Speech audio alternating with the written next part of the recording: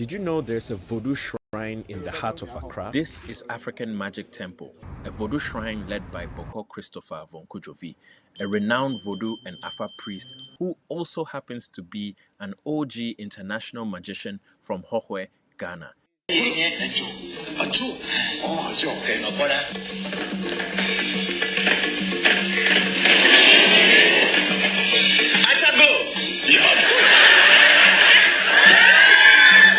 He has performed across Asia and Africa, entertaining and inspiring tens of thousands with the joy and wonders of magic. In 2007, along with his family, he dazzled an audience filled with African presidents and world leaders during the African Union Summit in Accra. Now back to African Magic Temple. For over 30 years, AMT has safeguarded and educated the world about authentic West African spiritual traditions rooted in Ewe Vodu and Afa. Through thousands of hours of online content, AMT has made Voodoo knowledge and practice more accessible while redefining the global narrative around the practice. We provide spiritual consultations, ancestral feeding rituals to honor your ancestors and empower yourself, as well as a range of various initiations. Every year, AMT welcomes and supports practitioners and knowledge seekers from all walks of life on their journey to connecting and learning more about indigenous African spiritual practices, heritage, and philosophy. Through interactive and experiential shrine tours, AMT has hosted visitors from across the world, including groups from NYU's Public Health Masters Program and Birthright Africa, a diaspora organization based in the US. We are even working with the University of Bremen in Germany to repatriate stolen Voodoo from the colonial period. And yes, we did speak with the Voodoo through an Afa divination, and they are very much alive. African Magic Temple isn't just a shrine. It's a living bridge between past, present, and future, and is undoubtedly a powerful pillar for cultural tourism in Ghana. Did you know there's a Voodoo shrine in the heart of Accra? This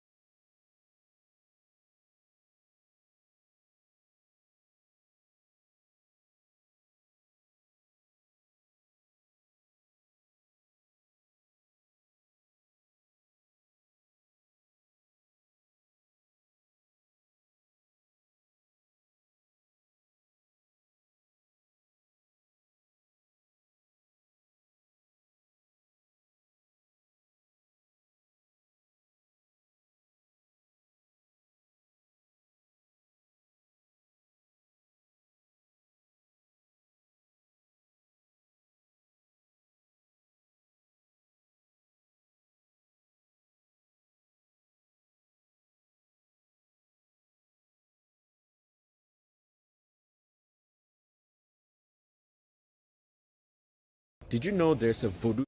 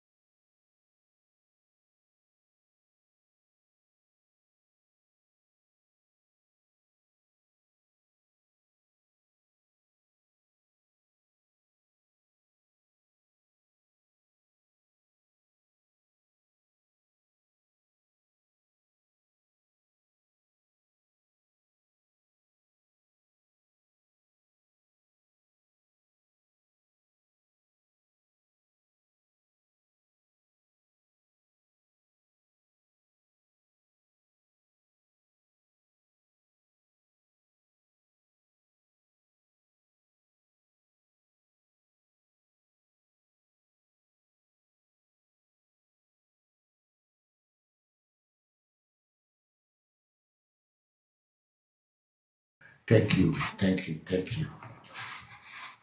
And then if I me Ayoriwa FY is a yes so true. Yes so true. Thank you, thank you, thank you all for your understanding. And then EB Bamboo Eco Village Spiritual Center say your sound is a very low. You need a microphone to get your words out. Okay, so call Kofi to tell me where the microphone is. I think is he setting it on any of the this here? How many is here? One. So why could the second one be? Because has it connected them? Yes, please. We are using the microphone. Well, why is it? I'll ask you. Let me fix the second one. A little. And but if you fix it, then you need to. Is it connected? Yes. Are you sure? Yes.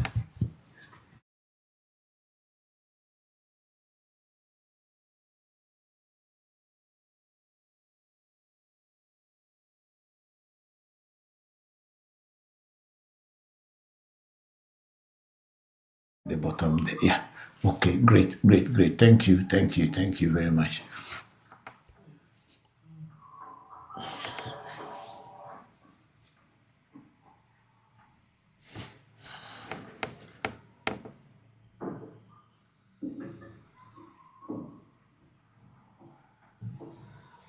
Okay, we have a Bokor Chibuzo in Lagos. Say, Papa, I'm sorry to leave now. I am helping my Oluwo to prepare for the coming Ifa Isese Day. Okay, thank you. My regards to your Oluwo. Thank him very much for me. Yeah, thank you. Thank you. So we'll talk again. Yeah. My regards to your family, your wife and children as well.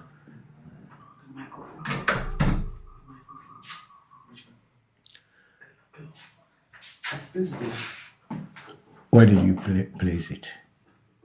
There's only one. This one is the one that Bokor just brought. The one you took out, we don't know where you kept it. No, you don't refuse with that one. But you should look for that one. Bath, you are fine. Bath with soap, you are fine. Yeah, so let's check the listen.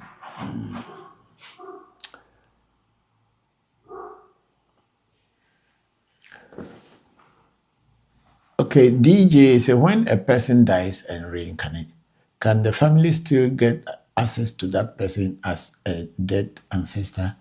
Yes, because when we human beings are spirit and physical. So your spirit body is still there and your physical body is here. Just like when you are having a dream, and in your dream, whereby your physical body is lying down on bed, yet still your spirit is moving around. So when a person reincarnates, I'm not very sure, but when a person reincarnates, people can still pray to that person's spirit in the ancestral world. Definitely. Yeah. Because if through a reading and the person appears in the reading, and then you know the person still exists in the spirit world as well. Because if you have ever had a dream that you are doing some things in your dream, and those things look so real and serious, that means it is your spirit that is acting in that plane, even though you are a physical human being. So yes, if people reincarnate, we don't know when people reincarnate. We can't tell. So for this reason, we as Africans, and maybe also some Asians, they pray to their ancestors and they pray for them to reincarnate. But even though they may have reincarnated somewhere, but we don't know, so we continue praying. Thank you. And then DJ went on to say, does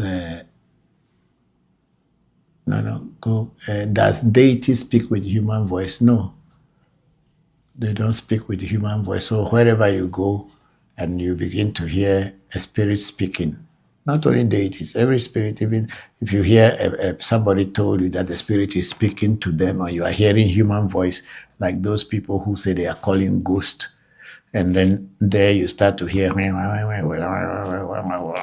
whatever they will be saying, until then they themselves again will explain to you. Spirits do not speak in human voice. Spirits speak to your mind directly.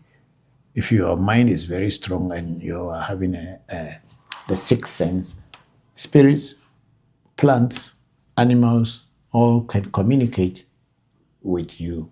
They communicate to your inner self, or to your sensory organ. The extra sensory organs will be able to translate and understand what the animal or the plant or spirits are saying.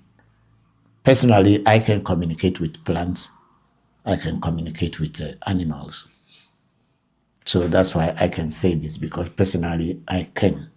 And it's not like the plant is speaking in my human voice language, but I know what the plant is trying to communicate with me.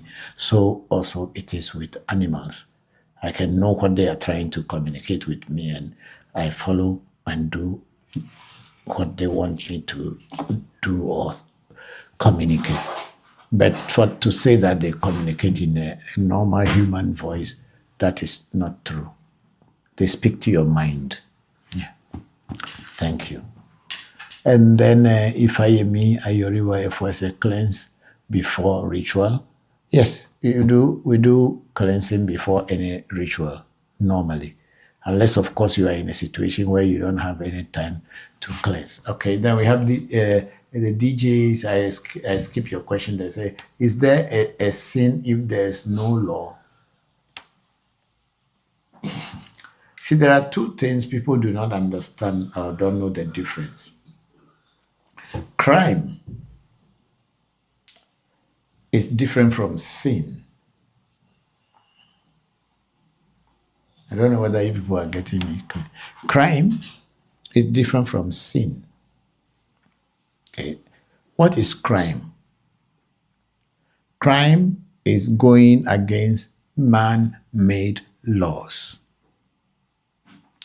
Crime is going against man-made law. If a human beings made a law in a community and you broke that law, it's a crime. It's regarded as a crime.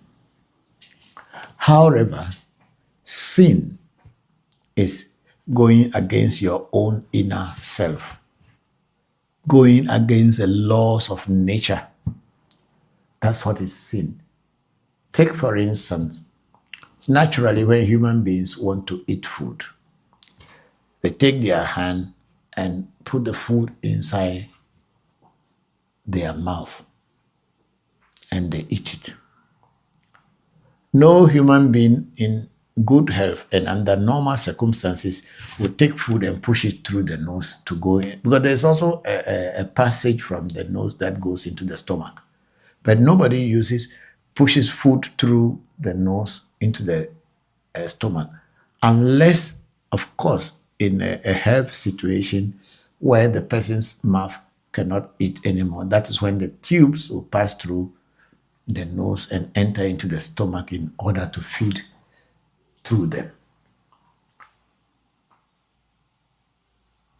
Sin is knowing what is good to do for yourself and probably to do for others, and yet still decide to do the opposite.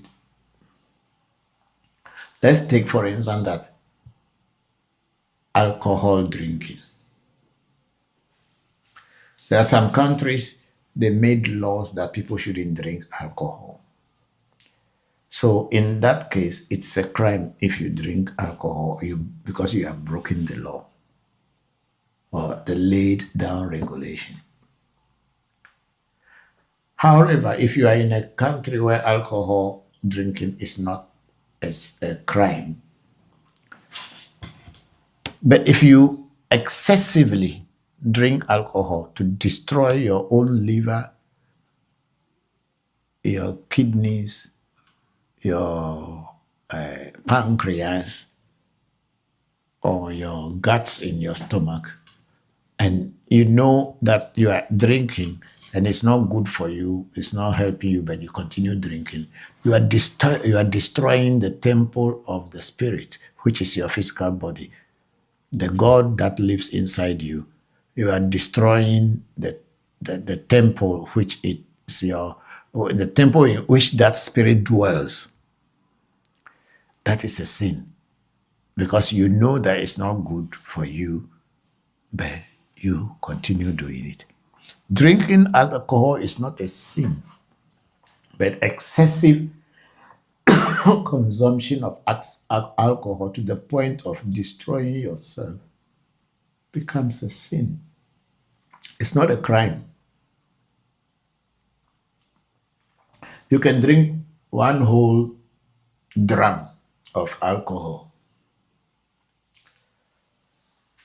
as long as you don't go to use the influence of that alcohol to attack anybody and cross or go against the law of the community. You have not committed any crime for drinking alcohol.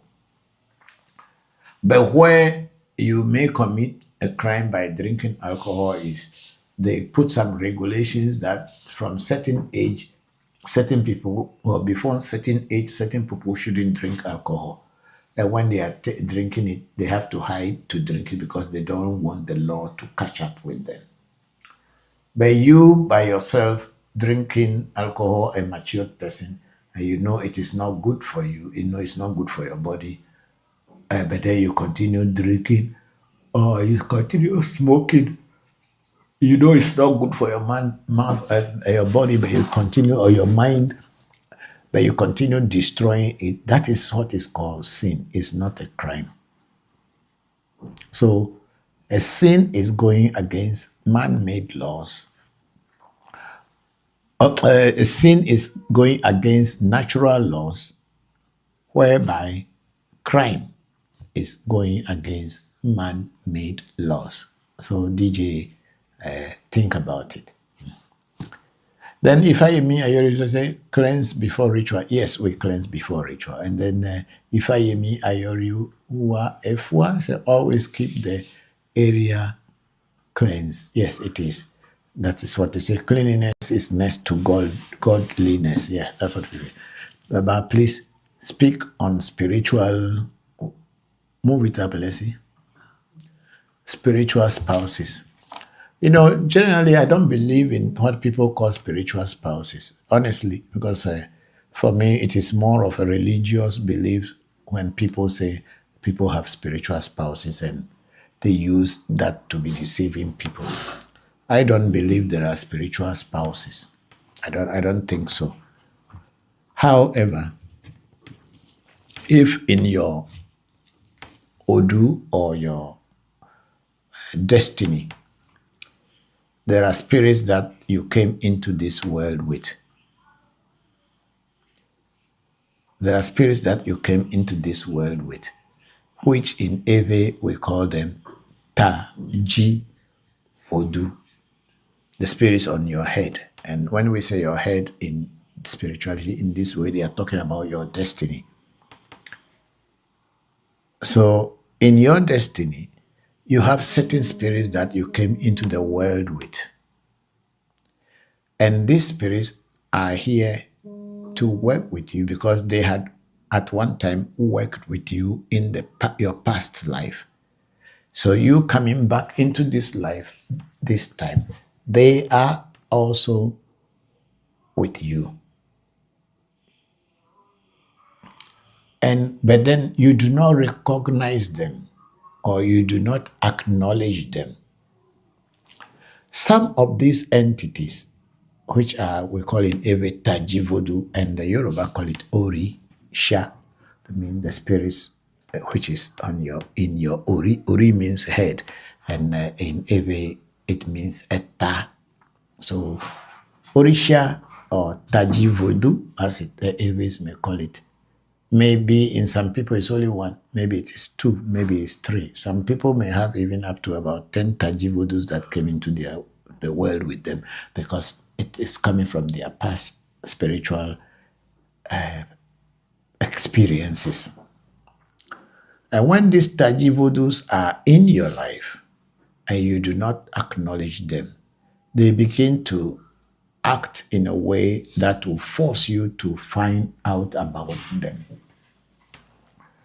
So maybe there is a mami who is in your destiny that you are supposed to work with mami watas. And working with mami wata from our own personal experience and practice, mami wata requires cleanliness. They require a lot of cleanliness, self-cleanliness, and also environmental cleanliness. So, for instance, you have that kind of voodoo in your destiny. But you chose, or you did not even know how to acknowledge it. And you are doing things that looks filthy. That voodoo will be showing up and blocking certain things in your life in order to awaken you so that you look for solution. And then by looking for the solution, you are going to come across that voodoo, and the voodoo will give you some guidelines that if you want things to go on well for you, do this, do that, keep yourself clean, be wearing this kind of clothes on this day, and I'll always be there to help you. And some of these things are what people are calling that spouses. They are calling them, let me see the question again. Spiritual spouses. They are not spiritual spouses. They are spirits that came into the world with you. But in most Christian homes and Christian churches now, any person who is not successful in marriage, then you have a spiritual spouse. That's why you are not getting successful. You can have a mami wata, and the mami wata can be working with you, and you can still marry and have children. How? The mami wata will give you days that you should be cleansed and avoid having human sexual relationship contact. And it is not that the spirit is coming to have sex with you or anything, but the person feels that if you are going to be involved into human beings and at the same time they are spirits, maybe the person you are involved with, the person's vibration and your vibration are totally two different vibrations. And then when you you get yourself involved in this a human sexual relationship, that vibration from your partner may affect the spirits working with you for the spirit to interact with you and be able to teach you and guide you. So the spirit will usually give you certain days and tell you that, okay, on these days, please be free so that I don't have any human spiritual romantic relationship. Create that day for me so that I can work with you. And most people say, oh, if they do so, that means the spirit is married to you. Spirits don't marry people, they partner with you and you work together. But in the layman's understanding, they call it marriage. So I don't believe in any spiritual spouse. But I believe that there are negative spirits who sometimes try to invade your sexual relationship. Yeah. But I may not call them spouses, like most of these Nigerian movies are always acting. Most of them are being given money by Christian organizations to act in order to continue fooling and driving us away from our own traditional spirituality. That's all that is going on. And the majority of the people, I'm sorry to say, are stupid. And they just follow because people are looking for miracle. There is nothing called miracle. If you see anything called miracle, then you know it's a scam. God works through nature. And God works in natural ways. Why, if people can do miracles, why don't they go on the street and be helping everybody? Or go to hospitals where there are sick people, healing them as they go on? And they have to bring you to the pulpit or bring you to the altar before pastor can heal you. Even pastor is living in your house with you and you are sick until they bring you or they brought you to the altar where everybody will see that he's healing you before you will get healed. I hate fake life. But that's what is being celebrated in today's spirituality. If you are not doing miracles, you don't see people following you. But for me, I'm not going to do anything called miracle. I'm a professional magician already. I go on stage and entertain people and they pay me for it.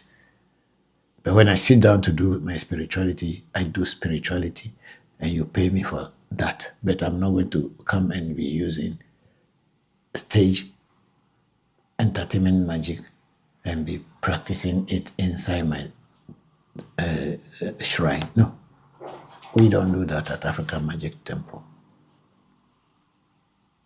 So if there are spiritual spouses and people are expecting miracles, that's why all these Christians are always talking about these spiritual spouses. And you see it in most of Nigerian movies and African movies because they want you to live your reality and continue dreaming. Thank you very much, Ifa Yemi Ayoriwa Efua. Yeah, because the name Ifa Yemi Ayoriwa is Nigerian, and then there's the Efua, which is Ghanaian. Anyway, you say you bring people to Ghana. I'm happy to hear that. Yeah, and then I have Ifa Yemi Ayoriwa Efua. I say yes, so okay. I don't know what you were saying that yes or too, but thank you very much for your beautiful questions. And then DJ say thanks for the explanation on sin. It is very clear. Thank you very much, Evans, for that. I'm grateful. And then if I hear me, Ayoriwa, I say, yes, Baba, I am with you. Thank you very much. And then we have Zoe. Yeah, Zoe Griffin, I think so. But my technical man has just gone out, so he has to come and move the cursor so that I'll be able to see what is there and then I can continue. So please just hold on a second. He will be back in a moment. Thank you all very much for your beautiful questions and comments.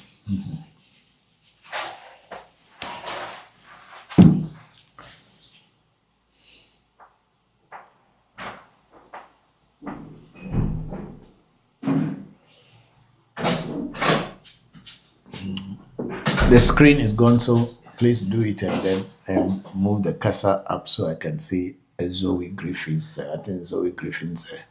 Yeah. Okay. Zoe Griffin is greetings, Bokor. A beautiful and a blessed day to us. Can one fulfill his destiny or purpose without having knowledge or just little knowledge about it? No, you cannot fulfill your destiny if you don't have enough knowledge about it. The truth about life is that it is said that knowledge is power. Knowledge is power. To know is to have power. If you don't know, you don't have power. So for you to be able to fulfill your destiny, or nkrabia, as it is called in Tree, you need to know about it. Otherwise, the nkrabia will just be moving you without you knowing, and wherever it sends you, that's where you go. So Zoe went on to say, I mean destiny and purpose, which in Tree say nkrabia and chebre or shebre. Yes, that's what I'm saying. You cannot fulfill everything in your destiny if you don't know it. Because if your destiny, say, tells you that you shouldn't eat plantain, and if you're not eating plantain, things will go on well for you.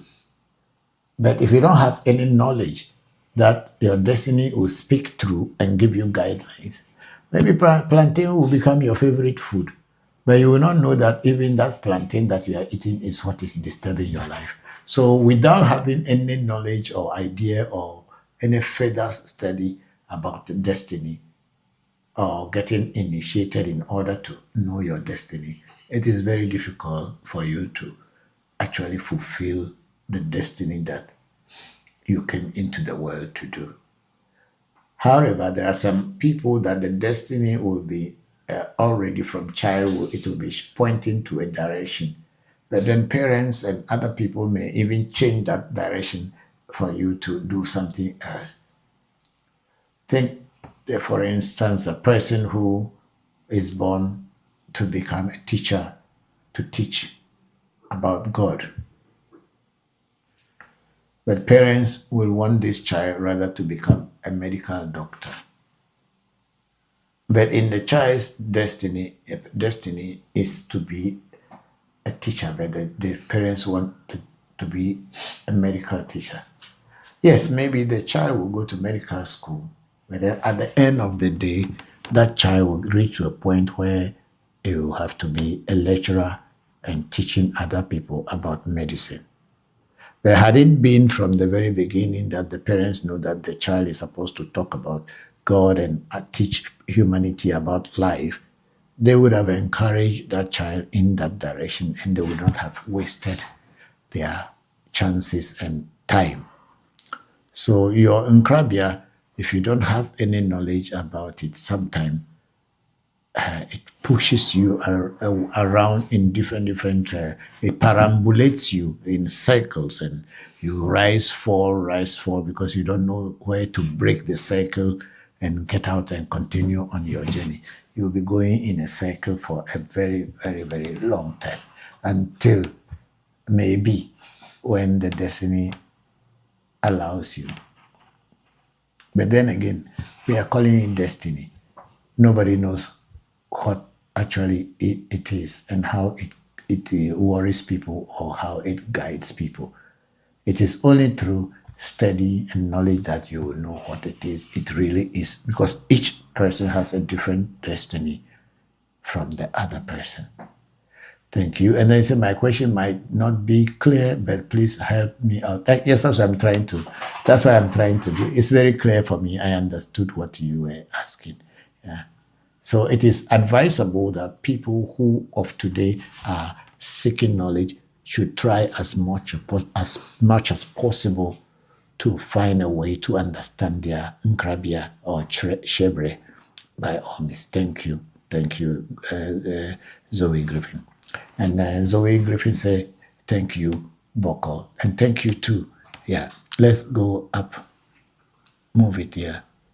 And then we have a Ifayemi Ayoriwa Efua say, yes, it's true, Bokor. Thank you for explaining so well. I'm grateful that it made sense to you. Thank you very much. Yeah. Yes, and then Ifayemi Ayoriwa Efua say, yes, so thank you. And then there is another one, and please like the ones that all we are reading. Ashe, Ashe, thank you, thank you. We will say Ache or Elache in Ewe. It's a Yoruba that says Ashe. We will, in Ewe we say Elache. And then if I am Ayeruwa, I agree. We can't keep missing Christian concepts into our system relationship with spirit and nature. I'm very grateful that you said that you understood. Yes, this is what is going on. We are mixing up Christianity with our tradition and our relationship with nature. And people will choose to call you a superstitious person than to experiment what you are saying and see whether it is real or it is not real. When in every tradition or in every spirituality or in every culture, it is believed that when your hand itches you by itself, either your palm or this part of your hand itches you, or this part itches you, or sometime here, somewhere here, it's speaking about money. The thing is that when we speak about money, money can go and money can come. It is up to you as an individual to study this, to know which part of your palm that when it itches you, or which part of your hands inside your palm that itches you, that takes money away from you, and which part itches you and bring money to you. That is for you to study and learn.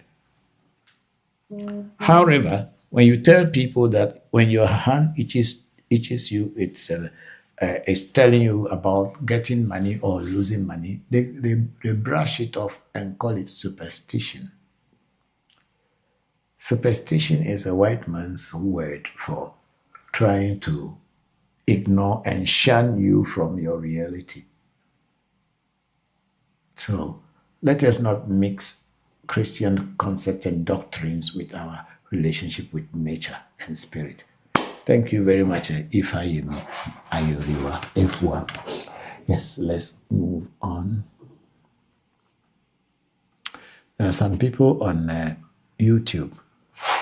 Okay, so we have Angela, our sister there in the Atlanta. I say, good day. Thank you for this space. Do you know of any? It's not Angela. It's a different. I think it's Angela Gani. Okay, it's not. I said, do you know of any reputable Bokor in Canada? No, I'm sorry. I don't know any Bokor in Canada at the moment. I can recommend Bokor Shamba for you who is in the US, but not in Canada. We have not had any, I've not yet come across them yet. Maybe there are Bokors in Canada, but I haven't come across any of them yet. I strongly believe there are, but I have not come across them yet. And then we have Sunshine. It's a good evening, Pap. That's what do you call it? Sunshine, Sedem Gavois. Yes, yeah, see them there. Said, good evening, Papa. Good evening, everyone at AMT. Hello, Sedem. How are you? It's been a while. I hope you are doing well. Thank you very much. My regards to your mom. I'm grateful that you joined today's section. And then we have Angela is the number one saying, what you said about spiritual spouses resonates with me.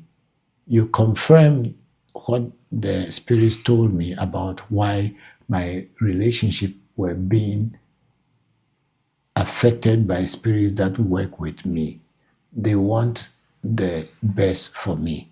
Yes, of course, spirits that you work with or are with you, it is they want the best for you so that they can be able to work with you. That's why when someone is with you and they can tell if that person is a good person for you or is not a good person for you. So they will find a way to drive the person away, and people will start telling you that it's your spiritual husband, that your spouse, his spiritual spouses are the one driving. No. There's nothing like that. From my studies over the years, I have not come across the proper thing called spiritual spouses. But in religion, it is a very common thing. Every day, people are tormented by their spiritual spouses and this and that, and I don't know.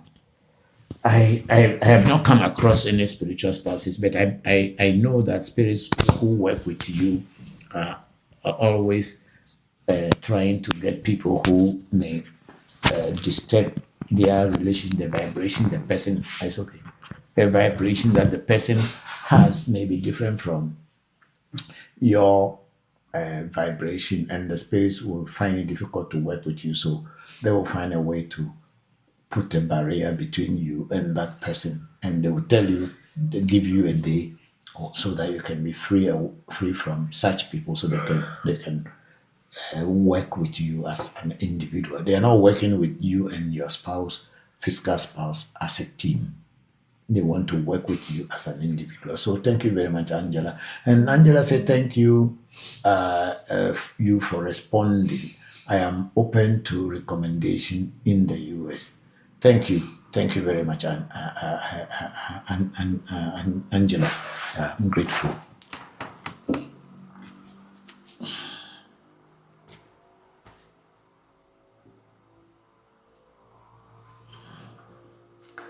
And then we have Mamishi Bubuneta Maklose. Greetings, Papa. Is there anything one can do to have a strong mind to be able to connect to spirits? Yes, there are things that one can do to connect with spirits or strong mind. The first thing in spirituality, the first rule in spirituality is that you have to be very straightforward with yourself.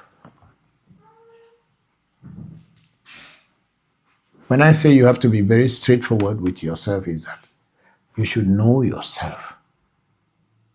Things that are not good for you and things that are good for you, you are the only one who can know that for yourself. You must be truthful and be honest to yourself. But once you are honest to yourself, your inner self, which is your destiny, or the God inside of you, or the deity inside of you, will start to grow.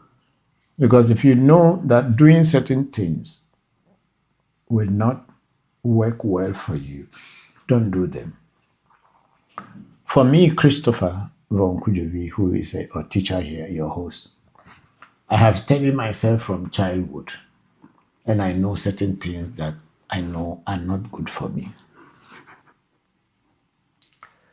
One thing I know about myself from my childhood until I grew up to this point is that when I say something, and whenever I say something, it happens. So for instance, I am here and someone is coming to see me, and I don't want to see the person. Instead of me opening up and telling another person or whoever, that tell that person that I don't want to see them. I didn't say so, and I say that, oh, they should tell the person that I am sick. Moment I say that, I'll get sick. Within the next 24 hours, I must be sick.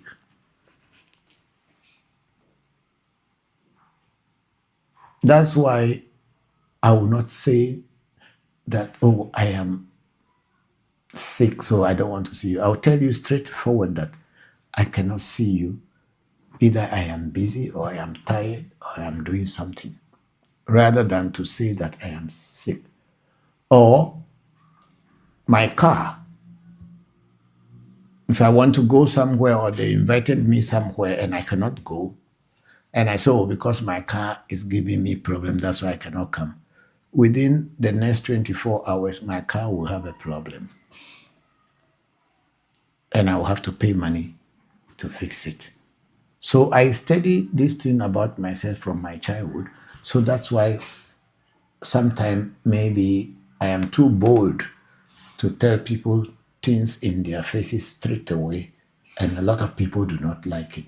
And this is also one of the reasons why I left Christianity, because there's too much hypocrisy in Christianity. If you are not a hypocrite, you cannot practice Christianity successfully. If you want to practice and be called a good Christian, then you must be a hypocrite. And I cannot stand it. And for this reason, I left Christianity. But of course, Christians, they themselves do not know that they are hypocrites. Generally, religious people are. So, if you want your spirit to be strong and to be able to connect with spirits and work with them successfully, be straightforward with yourself. And the spirit world and nature will open their doors to you. Thank you very much, Mamisi Bubune. Thank you. And Bubune Tanoklu, Mamisi Bubune Tanoklu say thank you, Papa. You are very much welcome. Thank you. Okay, let's see, look at other platforms. I don't know, I'm going to look very tired. Yeah, so let's finish up and go and... Yes, please. Okay, Angela, I say, how can I get the information for the Bokor in the US? Should I send a message on WhatsApp? Okay, Angela, he's already on this program on TikTok called Bokor, Shamba Musa. Shamba Musa. He is on TikTok. He has greeted me already, so you can respond to him on TikTok or even on the YouTube. That's YouTube. You can just say hi to Bokor Shamba Musa, and I believe he will get back to you. But write the name there. Bokor, just Shamba Musa is what he is using. So he's my Bokor in the US. Of course, my other son is in the US now, but he has not set up anything yet. So, okay, three of my children are there now, plus Shamba making 4. So you can reach out to them. They will be there until the end of the month. So, yeah, Sena, Pele are there. So, put you should get in touch with Sena Pele and Bokor John. Put their names there, and if they type them into Instagram or to Sena doesn't have TikTok, does he? No, he has. He has? Yes, please. And of course, Pele work for the parent company of TikTok, so he's the Pele Grosso.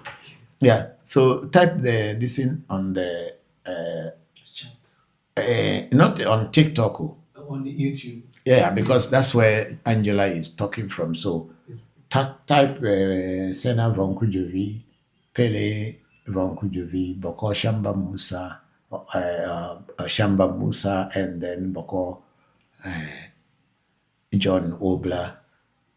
And these people she can get in touch with that now that they are Shamba Musa. These are the Bokors in the US currently. Yeah.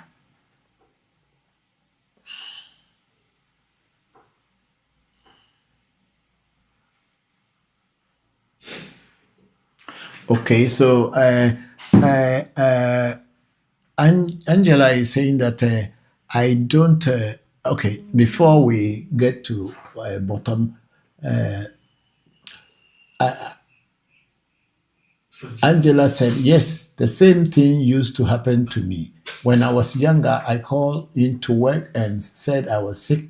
I felt sick, and the same day, I never did again. That's exactly when your inner spirit wants you to be strong so that you stop pretending to be what you are not.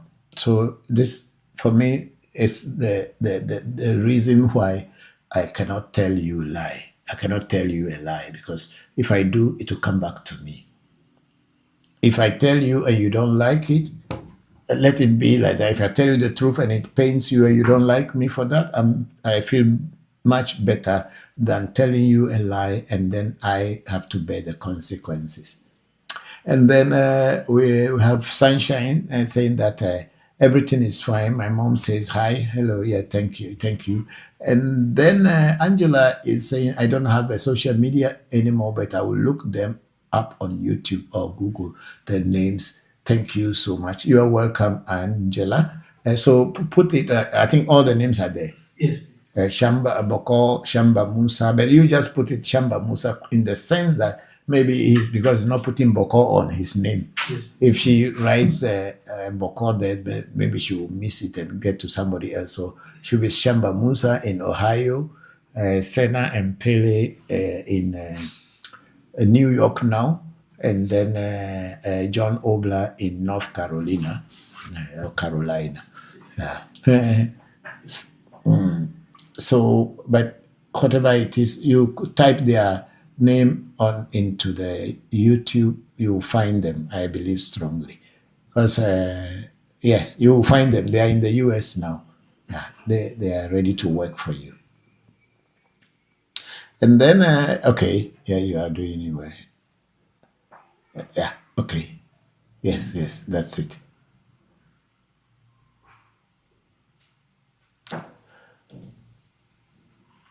Okay, Angela is saying New York is very close. I may even be able to drive to them from Toronto. Thank you. Yes, they are going to have an evening of meeting on the 24th of this month. I think it's in New York. They will be showing some of our movies and videos. So please contact Bokor, contact Senna Voncujovi and Pele Voncujovi, because they will not stay there in New York forever. So contact them, and if you have a chance to go and meet them, it will be fine.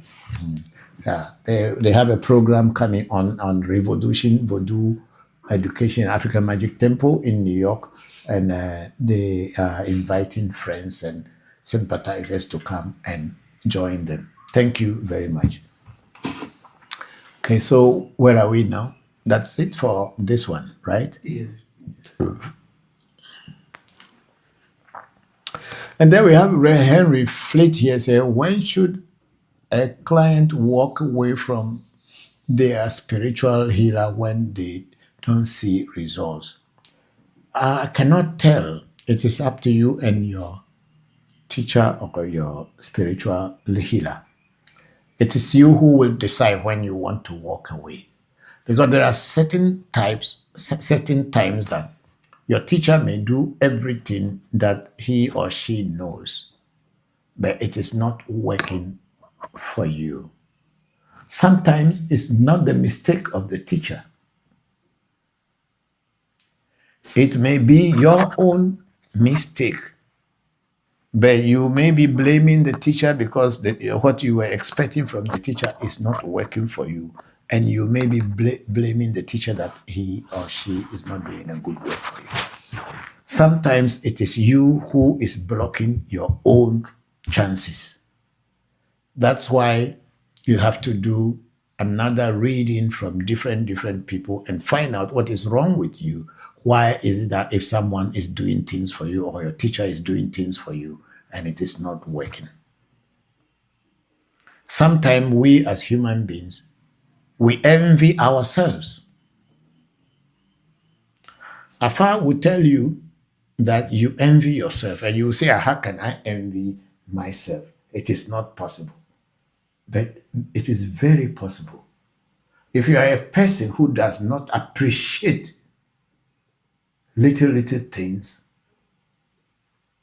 who is only ready to blame the other person and is always criticizing people, and you don't see anything wrong with you, and even if things are changing in your life, but you want to see a total change before you realize that the changes are taking place, Afa will tell you that you envy yourself. Means you don't show gratitude to the little things that happens to you. And sometimes that behavior or character may block you from receiving spiritual gifts and spiritual protection, because you don't show appreciation to any good thing that comes to you. So it is up to you to find out when you want to leave your healer or to stay with your healer. But I will advise you to find out from your teacher that why is it that when he does things for you, you don't get answers? Or whatever people do for you, no result. And you can check from other spiritualists or other people who can do good consultation in order to give you a good answer. Sometimes it's you yourself. Sometimes it may not be you, but sometimes it is we ourselves that block our progress in life. Thank you very much. And then Henry Fleet was a good afternoon, by the way. Thank you very much, Henry. Good afternoon to you. Thank you. Yes, let's go ahead.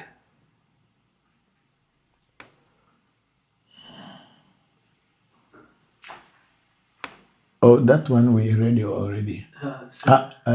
We read those things already.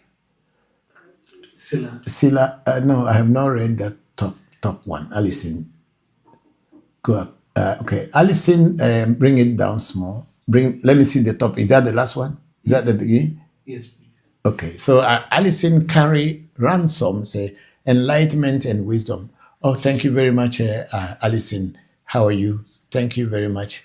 We did your work recently, and I am expecting to get feedbacks from you. Whatever is going on, please let us know. I'm grateful. Thank you. And then we have Sila Ameji, my daughter-in-law there. Say hello, Papa. Good evening. Hello, Sila. Good evening to you. How are you? And how is Princess Afanyo? I hope she is fine and all of you are fine. Thank you very much for joining the section. And then Sila went on to say, please, Pa, is it late? Oh, okay. Sila said, Papa, please, is it late for a 60-year-old to know and follow his blueprint? No, you can even be hundreds years before even getting your blueprint. It's fine. There's no age limit, and unless you don't want to, you can be up to 100 years plus and before getting initiated into Afa. There's no age limit. My cousin, Togbe Afanyeto, I think he is almost in his 80s, and he was initiated this year, right? Was he not this year? Yes, please. He's in his 80s, and he was initiated this year, and he was very happy when he came back from his initiation, and I saw him how happy he was. I think he has now seen whatever had been happening in his life, and he now knew why those things had occurred in his life. I had not sat him down to ask how things were, but he came from England and came and got Afa, not from our shrine, but from another shrine, and he was very happy. So there is no age limit to say that you have to, if you reach this age, you cannot, because as long as you are alive, even if it is a day or 2 days to your death, you can still be initiated, and you know what your destiny is. You find the blueprint to your destiny. Thank you very much for that. Yes. Is that all there? Yes, please. Okay. Okay. Check everywhere and see. TikTok. Okay, now we are back on TikTok. Okay, yeah, I think. No, go up. No. Bring these things down first. Let me see. Okay, I read those ones. But okay, and then we have read that one. Then Luna Nicole say, I'm in Arizona too. Okay, thank you very much, big sister Luna Nicole. And then okay, we have read these ones, and then we read those ones. Okay, we read that one too, and then Savage Black on TikTok say, good evening, Papa. Hope you are. Hope everyone is good. Yes, we are. We are. Thank you very much, and I hope you and your loved ones are also good. I'm grateful. Then Quincy is that is there any explanation why ghosts reveal themselves to the living at times? If a spirit, without you invoking it, let me take that one again. If or when a spirit reveal itself to you on the physical plane without you invoking it to come, then it is trying to communicate something with you. And since you don't know what it is trying to communicate, the best thing is to look for a teacher, look for a babalawo, look for a bokor, or look for a spiritual diviner, a person who can divine properly to find out why this spirit has revealed itself to you on the physical plane. Usually, ghosts and spirits do not just go revealing themselves to people, but when they do, then it's a message they are trying to communicate to you. Thank you very much, Quincy, for that. And then we have Dr. Senam. Papa, please, is there any spiritual implication for a young man to marry or date a widow? No, there is no spiritual implication for a young man to marry and marry or date a widow. However, if a widow is there, of course, she also needs someone to make her happy. But when you want to marry her, or you are seriously want to date her, then there are certain rituals that you must do, which we call aho. In Ewe, aho, or widow's rituals. So, because when a man loves a woman, like that beautiful song, when the man dies from the wife, it is only his physical body that dies. His spirit body is still attached to that same woman that he loved before passing on. And the woman, thinking that the husband is dead and gone physically, will think that, oh, it does not matter, I am not married anymore. But the spirit of the dead man will still be going side by side with the wife. And if you are a young man and you are not well prepared, you will die. Because the spirit of the man who died will be jealous that you are trying to take his wife, and he will destroy you. That's why the Ewe said, "Devime moa ahoshio." One, that's one. Second, you don't know what were the causes of the man's death. And if it was through sickness, do you really know what kind of sickness that killed the man before the wife is now a widow? All these things, you have to look into them before deciding to marry a widow or date a widow, because you could be a victim. I had a lady friend who was my client. She lives in the US. She was married to a gentleman in Cote d'Ivoire. He took the gentleman from Cote d'Ivoire to the US. And they were in the US and the guy died. So she brought the dead husband's body back home to Cote d'Ivoire. And during the funeral rites,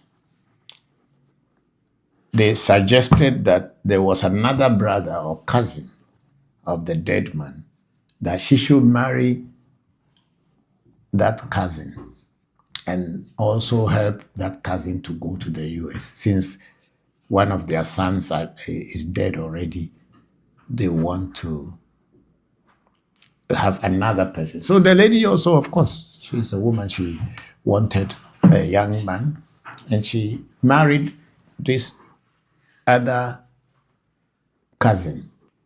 They became a couple.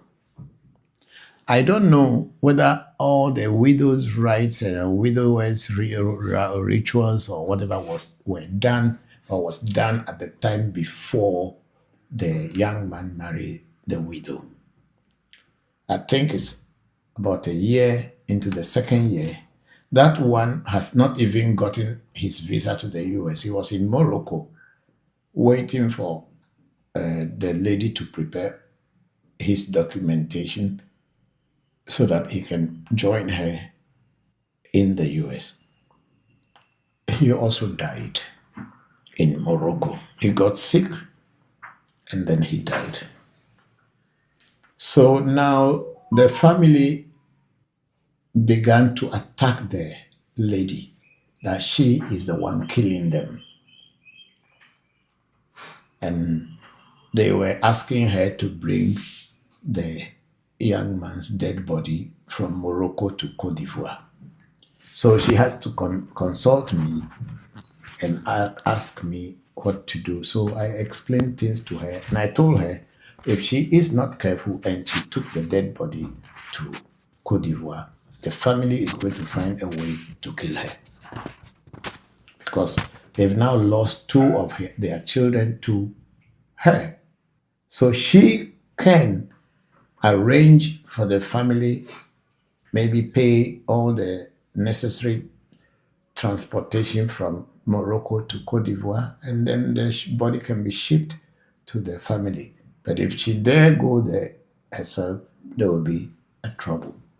So there is nothing wrong marrying a widow. However, there are certain things that must be done and must be done properly before you marry a widow. And in every culture, when a woman's husband died, until the woman has gone through all the necessary widow's rituals, nobody, especially men, are not supposed to shake the hand of that widow until she has done, because it is believed that by shaking the hand of the widow, the dead person will be angry with you and will attack you. Thank you very much, Dr. Senam, for that beautiful question. And then we have Savage Black saying, Papa, my question is, what is the function of Ifa beads? The function of Ifa beads generally is to identify you with the kind of affair that you have been initiated into and also to identify you as an initiate of Afa. However, there are so many people, especially in the US, who wear so many beads who are actually not even initiated into Fa. They either have some relationship or had done some reading and they told them either they are Shango or they are Yemaya or they are, what do you call it, Baba? No,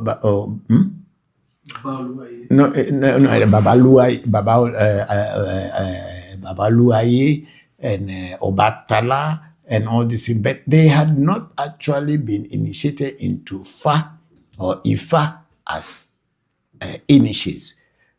And there's a little bit different between the Ewe initiation into Afa and the Yoruba initiation into Ifa. The differences that I have noticed over the time is that in Yoruba Fa, people can initiate you into Legba, and they can initiate you into Obatala. They can initiate you into Shango. They can initiate you into Yemaya and all the other Orishas without you really being initiated into Ifa. However, in Ewe Afa, you must be initiated into Afa itself before your Legba can be made for you. But if you want to be initiated into Hebiaso without Afa, you can be initiated into Hebiaso, but you have no relationship with Fa whatsoever. Hebiaso being the thunder god in Ewe, from which all Voodoos came from.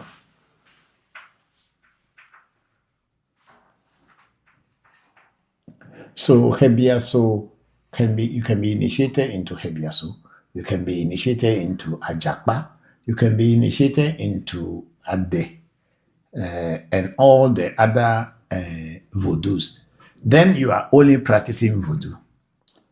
But for you to be able to be initiated into Agbonu Legba, which is Afa Legba, without you being initiated into Fa first, is not a part of Ewe Afa practices. We practice Voodoo separately from Fa, but Afa is used to communicate with our Voodoos. So Afa is more of a divination tool for you, a Voodoo priest, to be able to know what your Voodoos are saying and how to work with them so that you can be successful. And it is not all spiritualists who know, or Voodoo see, or Omega Shi, or whatever Shi, that are initiated into Fa. So if they want to do something with their Voodoos, they need to go and consult someone who is initiated into Fa and who knows how to do Afa reading.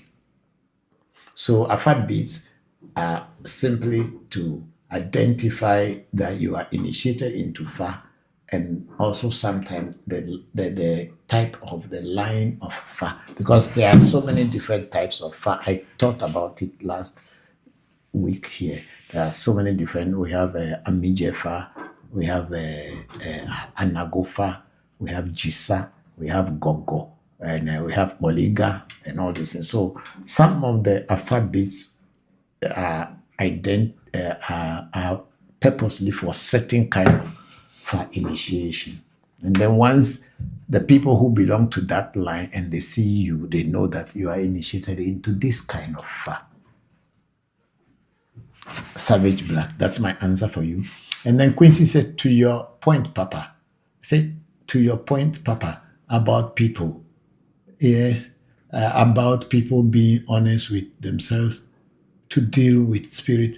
Why is it that some spiritualists can deal with spirit but still deceive people?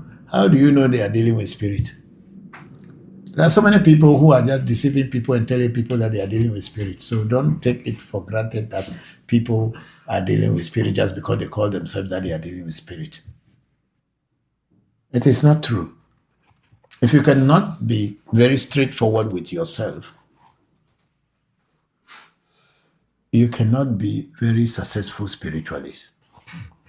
If you are a person who chooses to deceive, do you know that you go to a spiritualist and you want to do a consultation? Quincy, listen to this very well. I'm not exposing people, but because of that question you asked. The spiritualist will have a white cloth in one of his corners. And then the spiritualist will come and sit in front of that white cloth and start to either hit the ground with something gong, gong, gong, gong, gong, gong, or probably ringing a bell, gring, gring, gring, gring, gring, gring, or making some sound. And they'll be calling some names. And then after some time you hear that kind of things, and then they will say, oh, the spirit has come. And then you say, then the Huno or the whoever is the spiritualist will tell you that they are asking you that, are you fine? And then they say, oh, you say that, how are your children and all this thing. But for you as a novice, you would think that there is a spirit talking to you, that person. But the reality is that the same spiritualist who is calling spirit is the one using ventriloquism, speaking through the throat. It's called ventriloquism. You go into the dictionary, you will find it. He's speaking through the throat by not opening his mouth, but he can speak through the throat. And the more in our setup here, there is something they put in the mouth, and we call it la mota. And they'll be blowing this in through it, and they say that the what do you call it, the dwarf or age is around. So you, who is a novice, you look at this man that is wearing so many things. His room is filled up with so many dolls and other things. He's a spiritualist. Person is a liar. So it is not everybody who is saying that they are spiritualists are real spiritualists. Some are there only to cheat, deceive, and scam you. Let's move up. So it is not that they have spirit, but they are deceiving people. They are deceivers from the beginning. They are scammers. That's all that they are. So until you get experience and have gone through this path for years, if you're not very careful, you will never know. And then we have a user with the ending of this 0370. Aboye Aboshise, Papa Christopher and family. Thank you very much, Bokor. Elebolu, Iboya, Elebokiche, Akpekakakaka. Thank you. And then same, they say, Papa, you, and then, okay, I am good. And how are you too? Nepa, do you perform widows' rites? Yes, I do perform widows' rites. I do perform widows' rite. Because the widow's rite is to separate you from the dead person.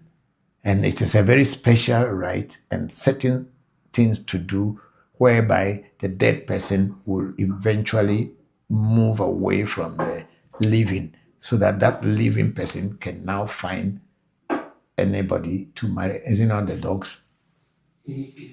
They came. So then the living person can now find a partner, and that partner would not be scared away by the dead person. We know, yes, I do the widow's rights. Thank you very much. And then user 0370 says, until the widow's rights are performed, there will always be issues with the couple. Yes, exactly. There will always be issues. They may not stay together for long, or even if they do stay together, there will always be issues. They will be fighting, quarreling, and having misunderstanding. And it is believed in every culture that it is the dead person who is trying to disturb them. In every culture, when these widows' rites are performed, and the widow got pregnant and have a daughter. The Ewes will call that daughter Afefa. Afefa means the dead person has agreed and left, so the home is now cool. So the couple can now live in peace. That's why they say Afefa. Usually, if a person whose husband died and she got married to another man and have a child, a girl, it's called Afefa. But should that woman give birth to a boy, that child will be called Adika. So that Adika means the dead man has not yet actually agreed to leave the wife. So there's now conflict. And such children are normally not people who are very peaceful.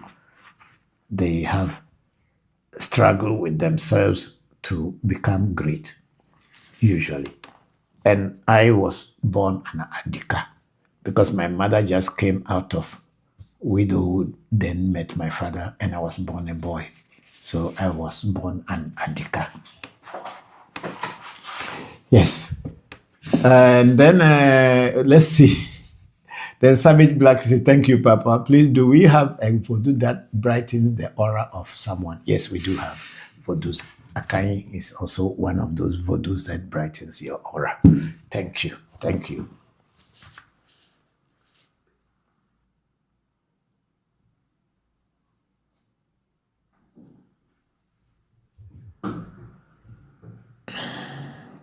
Okay, we have a Mamisi Bubune say, Papa, please. When one is initiated into a voodoo that takes red oil, does that mean the initiate is disqualified from eating red oil?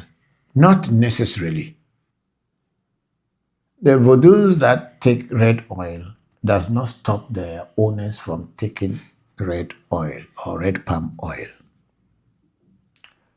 However, in certain Afa cycles, especially in Anagofa, the real Anagofa that comes into Ewe land, most of the people who practice Anagofa, and if they want to be really successful in their spiritual practices, do not eat palm oil, even though their legba may eat palm oil, but their afa hunku, the ikins or the kernels, do not eat palm oil. But there is some other Anagofa people also that I have dealt with. They eat palm oil and they pour palm oil on their hunku.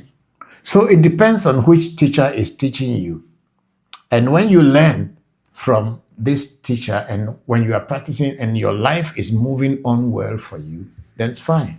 But if it is not, then you ask questions. Yeah, so for us at our I have been initiated into Jisa, where they use red palm oil to feed the afahunku and all that. But we were still struggling until we met a Nagofa who also was using a red palm oil to a point, and it is still, we were struggling until we met another Anagofa people who later told us that palm oil or red palm oil can be given to spirits, but it should not be given to your fa, and you yourself should not eat it. And when we started following their direction, we have seen progress. We have seen success. We have seen a lot of good things happening. So if your voodoo is eating palm oil, that does not mean you should actually stop eating it. But if you have been advised not to eat it, then please do not, because it is for your own good.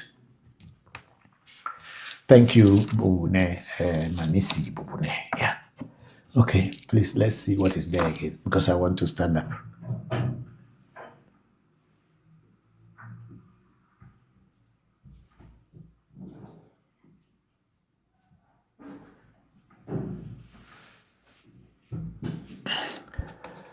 Savage Black is asking, is Afa a deity? Yes, it's of course a deity. Afa is a deity. That's why it has incantations and songs that are sung for it. Thank you. Okay, thank you all very much for today. And it has been a very interesting lesson. Your beautiful questions.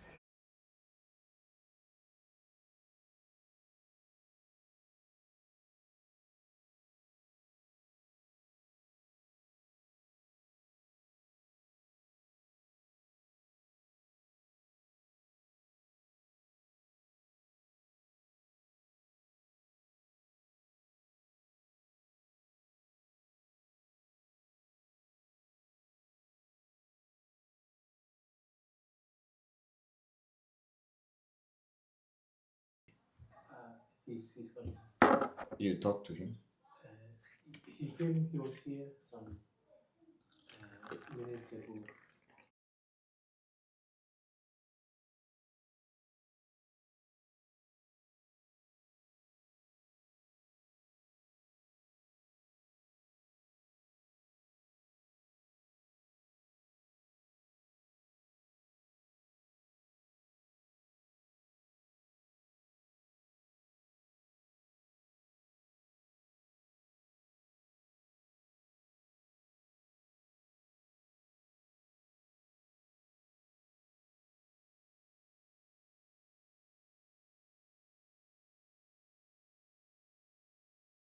Wow.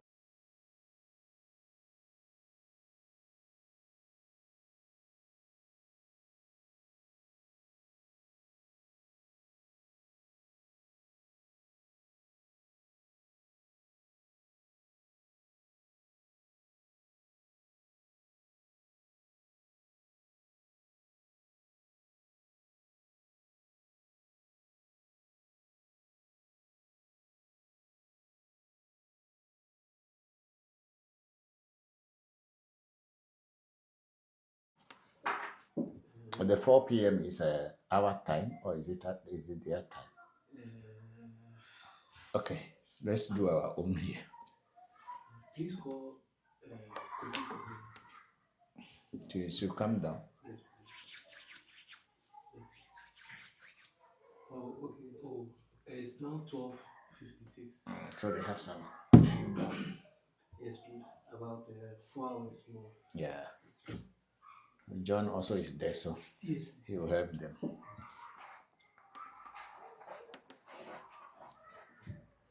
Please, Papa, we are live. Okay, I can't see myself. This thing is on Google. And are we ready? Yes. Okay. Sorry for all of you for waiting for this long. I'm sorry. Thank you very much for having the patience to wait. This is a ReVodution Voodoo education, ReVodution Voodoo education, Africa Magic Temple live streaming from Accra, Ghana. And equally today, ReVodution Africa Magic Temple will be live in New York, Brooklyn, going to do some ancestral venerations and also questions and answer section in New York, in Brooklyn. Thank you all very much for being here today. We are very grateful to you all for being with us for all these years and having the patience. Yeah, I was late today because I went to my doctor to do some checkup, and I came back and I took a little bit of rest and just coming to join you here. Thank you all very much. I'm going to pour libation, and just after the libation, I will continue with taking your questions, your comments, and your greetings. Thank you very much. I am Bokor Christopher from Voncujovi. Thank you very much. Oh, Ago Mauga. Ago Mauga. Ago Mauga. Mauga Sobolisa. Medo Ago. Mauga Kitikata. Medo Ago. Mauga Ese. Medo Ago. Ese Joto Amejoto. Ese Nanu Ame. Ese Tenanu Ame. Woman of Envy. Dokono fevi. Omono fevi maybe ananu. Dokono fevi o gbenao. Dokono fevi maybe ananu. Omono fevi o gbenao. Ese popolipo. Ese datafia. Ese joto. Ame joto. Ese nanu ame. Sete nanu ame. Meduago. Esenu amenyu segla amengla meduago. Meyo sheme ham for a shop. Semi for a shop. Meduago. Meyo abraxas meyo ziadre poduago. Eta dreto bevime kuna. Owo verso ton. Owo verso ton. Owo verso la kameyo meduago. Meyo miano zojie. Ani du so kakachi kazibajiadre. Miana fama nyambo ni la pia. Pia nyambo ni juru. Hono meyo ra kakakelu. Wenya yingba majo flafa pala yingba modwa dika wenya bila na tekulo eteku etegra o meyo akain becho bakain wona bakain jogo bakain buzu bakain trovo bakain menyu bakain dufia bakain manu ataba kagia bakain peli pa memba ahaja dolo akopla ba mando je fieta ba sobete doju meyo minu da olo meyo mi hokba meyo mi bewa meyo mi kakwa meyo mi pemio o zango le plebira kake yora kake wo jo pata jo maku foka me vole mo je chimo vole budo me gbedi kokulo kwa tole fofome chagwenye o he na ve chagwenye metona ya molo monji oto anukware pe benyi le pe me gboto ba jo tuzo pe duwo me no te fere ka jo pata be le ati jo vomba jo ni jo pata o pe fia jo pata metrona me gbeda molo abi fagbe eledi na jo pata ne no anyi apemia ajolo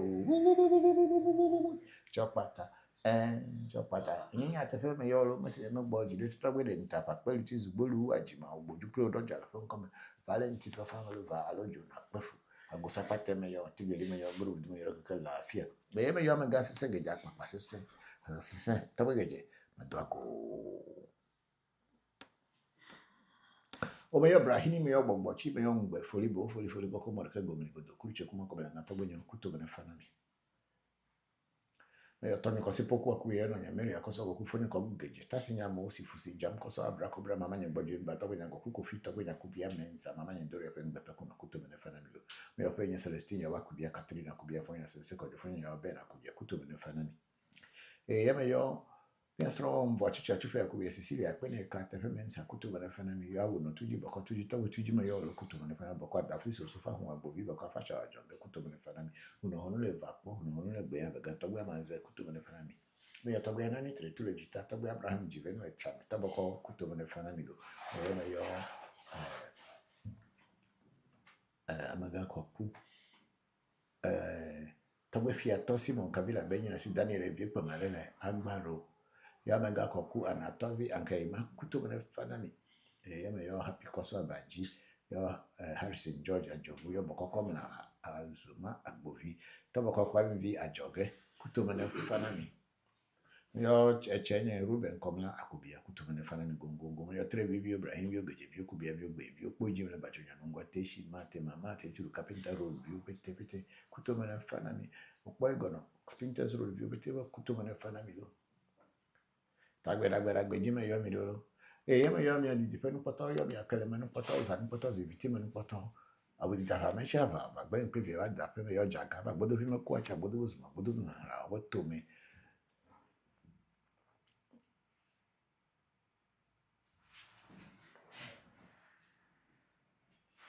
Me yo abochi sakara kama chapa be adogo kotokoli donko kunuma kwa mbre to be wale achu franta mani fifini kwa misingra ko fito jaba ko choto kofi cho he kofi atra me yo kable godogo me yo mi abete yo to be ho pato magba vodu to ra ho ibu ma ya za pasa gidi kunyo hoto ko si nyo hoto kere ku me yo mi ora ka dagbe la mesese agbedi di ngobo yiji me yo mi na mi apete lo mo la fele gbe kekelo dagbe o me yo dainga abo dain dodo dain kitipo bi damanyele se danya me zandu amekela me yo mana me yo je me yo chi boy tapwe de chigwagwa me yo mi apete tabu gbe fu gbagba gbe nu pete gbe mi nango me yo ara kaka po hara ina ni ya tepe me yo gojo yo na sakumuno me yo genu pete ba ha te shi nu pete nu gwa nu me ba ha dagbe ji me yo mi lo la mesese ji me yo mi lo me yo kologo ho chichi ya be yo to gbe glim do be pocho ji me po abeja ne gbe kom kwa chine po hara na mi yo pete ya me yo to gbe pocho manya mini me sa mbote me yo mi ara kekelo me yo gogli me you ton mo pe yo me yo aklama me yo kakla kuntosi yo jajalito ba hay me ha nyu no je na me no bi pochi vono go nge ngole vono bunga je vono bunga tron vono bunga be krak ma vidi me yo ra ka na tepe me yo tombe abla kusa de subo dagbe me yo mi do me yo za dagbe pe pe se me bono bi pe de do lo ne ti no vi pe do ma abana su tubu dagbe ji me yo ya wodi da me chi ava be wo pe bi wa da pe ahanani dagbe me pona me kako me yo mi apetilo me yo me kako me apetilo me yo si akai me apetilo mi ho dagbe ji me yo mi lo la me se ji me yo mi dagbe ji me yo mi lo kofi camera ne o le filo po po fi con imenya kai fi po o bai hele mi le me je me le fi po ta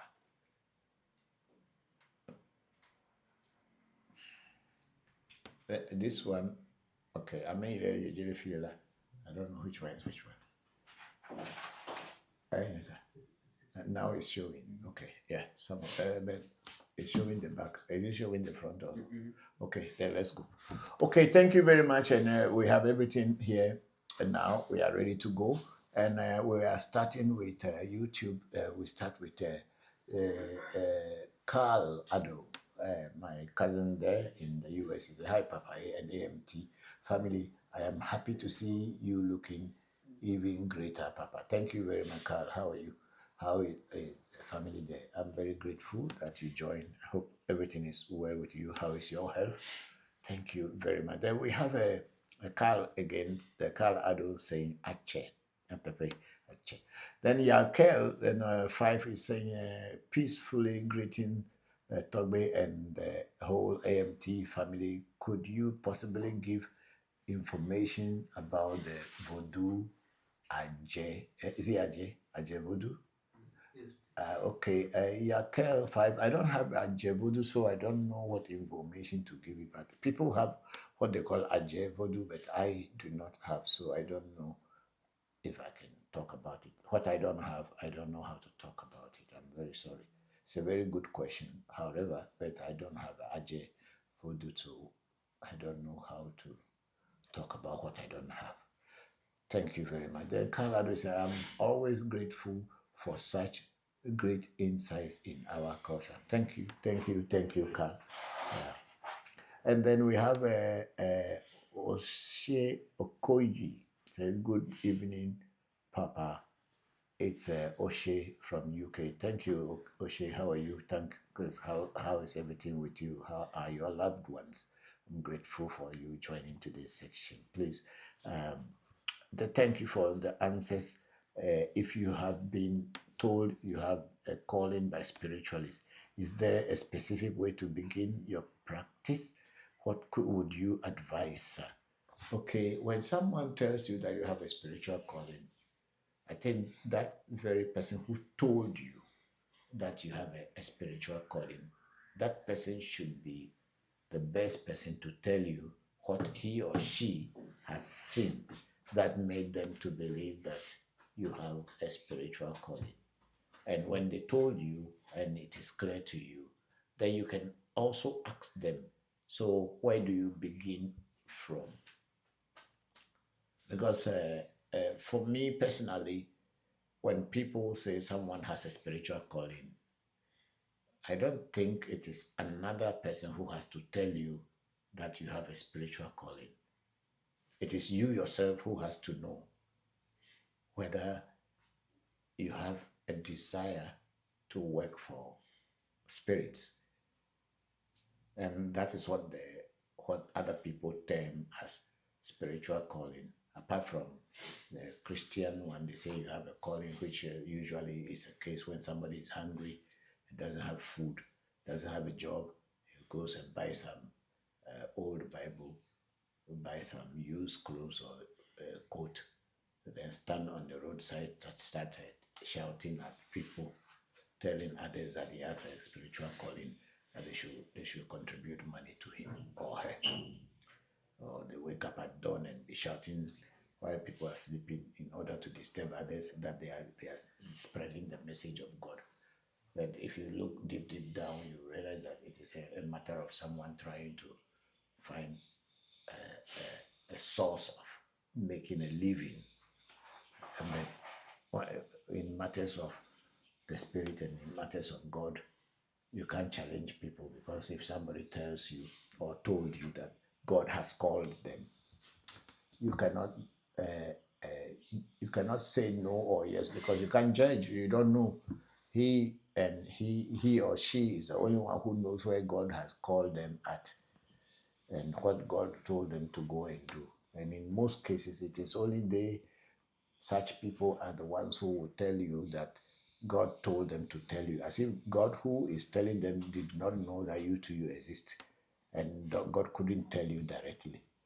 Then it has to go through them to tell you, and probably you have to pay for the message they brought from God for you. So when someone tells you that you have a spiritual calling, you must ask the person, what kind of calling is it?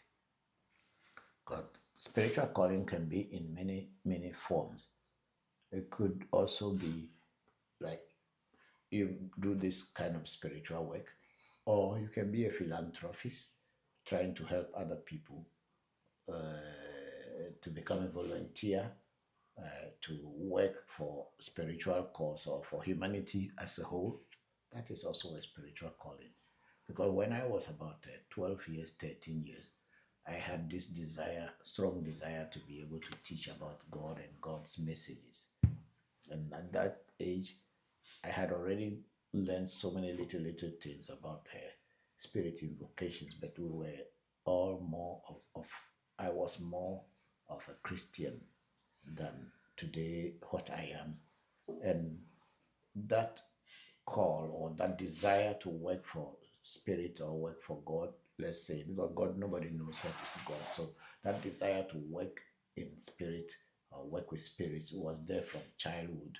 And then I was just growing and looking for the opportunity. And when charismatic church came, I joined, thinking that is what it is, hoping to become an evangelist, but it didn't work through that way. And then I saw yoga, and I joined a yogic group, Tantra group.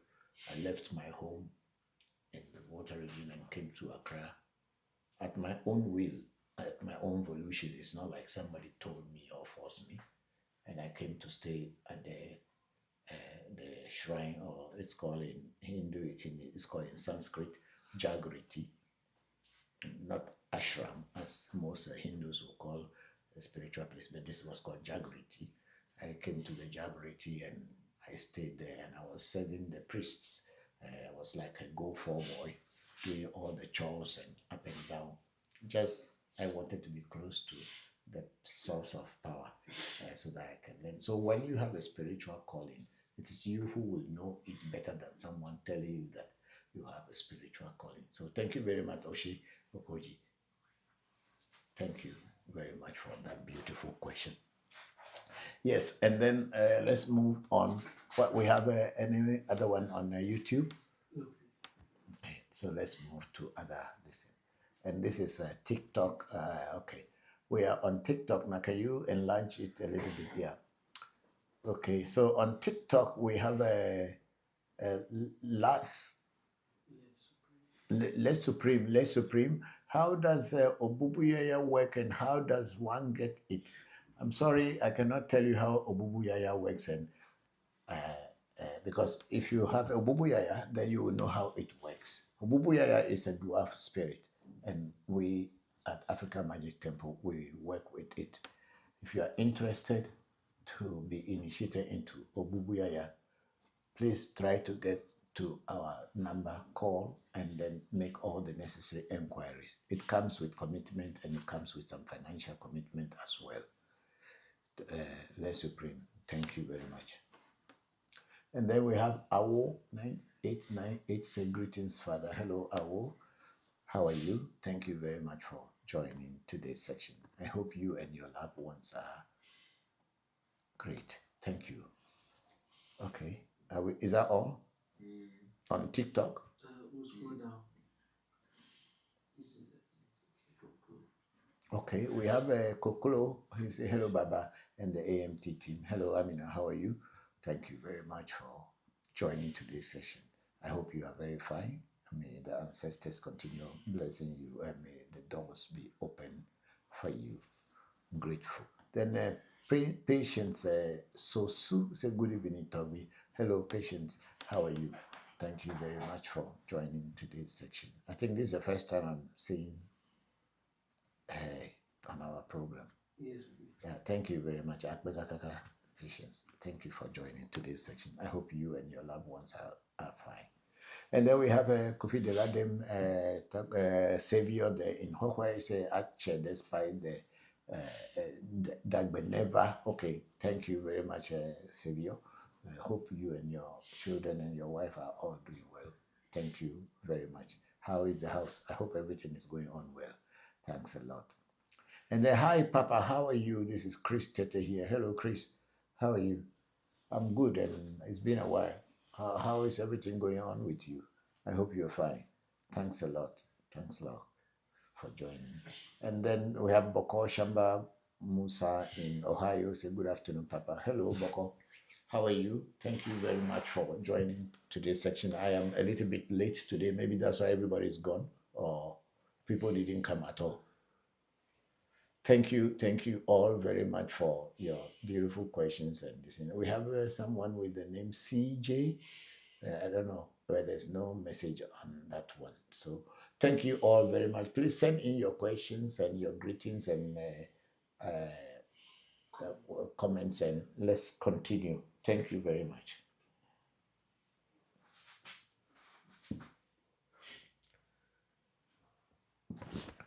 Are we on YouTube or Africa Magic Temple? Yes. On Facebook? Yeah, Africa Magic Temple on Facebook. Okay, we are on Africa Magic Temple on Facebook, and we have Heru Asakara. I mean, say greetings, Baba. Glad to hear.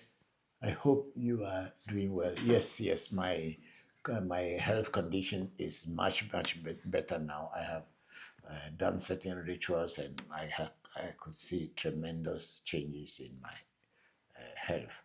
Thank you all very much for being with me during my hard times. I'm grateful. Thank you. And then Heru Asakara, said that Baba, on the question of Ifa beads, how does one use the beads? In Africa, or I would say in Ewe Afa, and also particularly African Magic Temple, we don't use the beads for anything. We just wear them. Or do we use them for anything? We just wear them as beads. That's all. There's nothing more about it, because they are just beads. And I don't know with other shrines, but here the beads are just beads stringed together, and we wear them. There's no power inside those beads, whereby we will say that if you have the beads, then you have certain special power.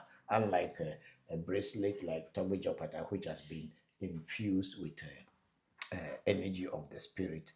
The Afa beads that we wear, like this one that I am wearing now, it's just a bead. It's not anything. It's only a sign to show that you are initiated into Fa, or you work with Fa.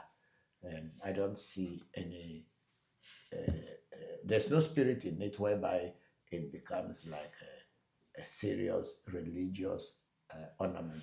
Of course, it is a serious religious ornament in the sense that it represents you as a priest. That's all. But apart from that, there is nothing more. I have seen people in the diaspora wearing so many beads and all this thing. Some even have not been initiated, but they just wear them to prove that they are now in African traditional spirituality, or in African religion, as it is mostly called. But for us, it is just an ordinary bead. But it is,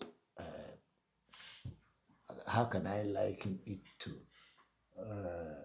It's just like when you are a medical doctor. Yeah, you are a medical doctor or a nurse. I think nurses don't wear stethoscope. No, please. Okay, if you're a medical doctor, you put a stethoscope on your neck and everybody knows that you are a medical doctor. That's all that it is, nothing more than that. Thank you very much for that beautiful question. And then we have George Sam. He say, thanks, Toby, for the great work.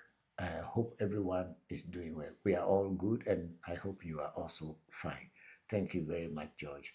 And then George Sam said, can a witch get Afa and Zoka, a practitioner? Can you increase the font a little bit for me? Say, can a witch get Afa and Zoka? Practitioner have Afa bed and it Afa bead and 8 stems. Of course, there's nobody that name. There's no one who has the name a witch, and there is witch is not written on anybody's forehead. So a witch can have a joker, and a witch can be an Afa practitioner. There's nothing wrong with it. Because who is a witch? We are all witches. Every human being is a witch. If you want to use the word witch, what it means, simply it means that you can become a witch against another person when your thoughts are negative towards another person. To that person, you are a witch. There is no particular person who has any power somewhere hiding and at night is flying around and coming to drink people's blood or coming to beat you. Witchcraft is a mental thought wave. And some people master it well to the point that they can make that thought wave practical in order to affect you. So anyone can be a witch against another person. Witchcraft, as I said, is a mental thought wave. So if you have a negative mind towards your fellow human being or towards another person, to that person who is receiving the bad energy from you, you who is sending that energy, you are a witch to the person. So there is nothing like one particular person is a witch and that person is not a witch. It's a thought wave. So they are just like us. Everybody can be have Afa and have Zoka. And if you are using it negatively towards other people, then you can be termed as a witch. Thank you very much, George Sam. I'm grateful. Then we have George Sam again, and bring it up. Let's see. He said, please tell me the volume is low. Is it? Where is the volume? Is it this thing? Is it? You can't tune it. Is it? Are they both on? Yes, it's full volume. It's a full volume. Okay, George. My team is saying it's a full volume. I don't know. Maybe it's my voice that is low. Oh, no, it's okay. Okay. Thank you very much. Thank you very much. And then we have our brother Dinendra in Canada. He say, help, how are you? Yeah, Dinendra, we are very fine. And how are you too? How are things with you so far? I hope some changes are coming. We kept working on your case and hoping that the challenges will reduce and you will see a way out. I'm even surprised that it took so long for you to see any changes, and I cannot believe that after all that we did, you are still experiencing blockade in the things you want to see. But as I always said, I'm not a spirit. I am not a god. I only follow what the spirits ask me to do. And I had seen results over the years whenever spirits tell me to do something, and I did. I have seen changes, and many people who work with African Magic Temple can attest to that. But then in your case, I don't know what is there causing the blockade, honestly, because when we check with Afa again, Afa told us that whatever we did for you, will happen, even though we are adding other things. But once Afa, or the oracle told us that it will come out, it is up to them at which time that their work will materialize in your case. In many, many people's cases, even within a month, within weeks, we see changes. So as you yourself, you had said many times, each individual is different. And maybe that's what it is. But we continue praying and continue doing what we know best for you. And we'll see how things will go. Thank you very much. Outside.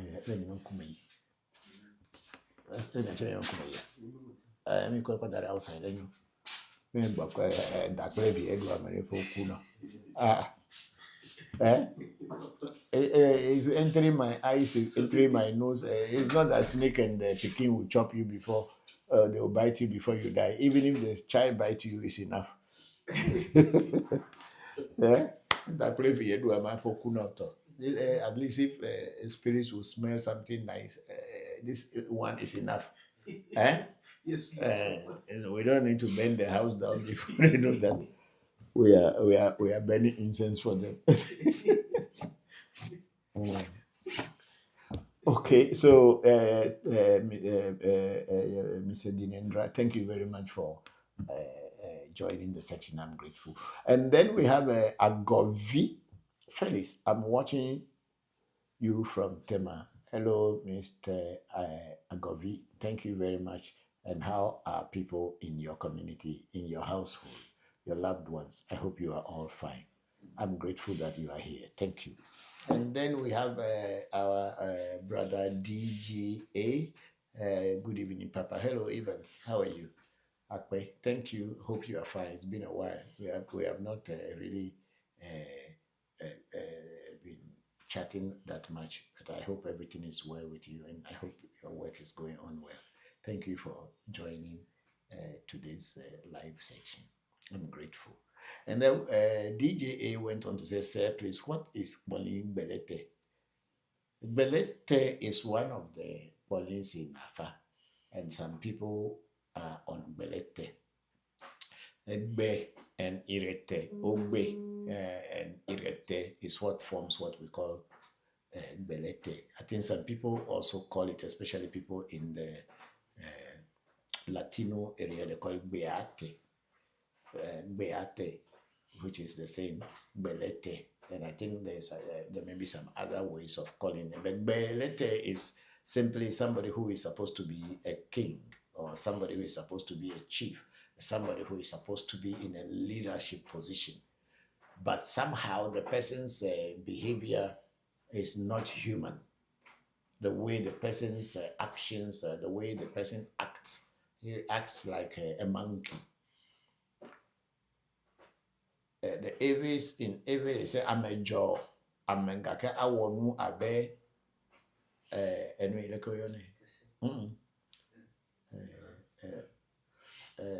I want to use the correct word. Kesebe, there's a name. Oh, okay, I've forgotten how to say it, but they refer to monkey. The person is a person who has all the qualities of a human being, but their behavior is more like kaja. Kaja is a monkey. It's another name for in Ewe for monkey. So a person, kabli kaja, someone will be human and everybody will be giving them respect, but their ways sometimes will be more like a kaja or a monkey. It simply means you have all the qualities and you have all the abilities to be what you want to be, what you can be. But instead of acting more like a human, you act stupidly. But Belete is a very strong quality. If the person who Belete falls for, the person is supposed to avoid eating fruits, anything fruit. Anything fruity, the person should avoid eating fruits. That's one of the main things, because you know the monkeys, they like fruits, especially banana. The person has to avoid eating all kind of fruits. And but the person who is ability, if he or she follows the rules and regulations that Afa or the directions that Afa will give them, they will be a great people and a lot of people will respect them. That is what Boni Lete Ogbeate is. Thank you, DJA. I'm grateful. I think it's finished from there.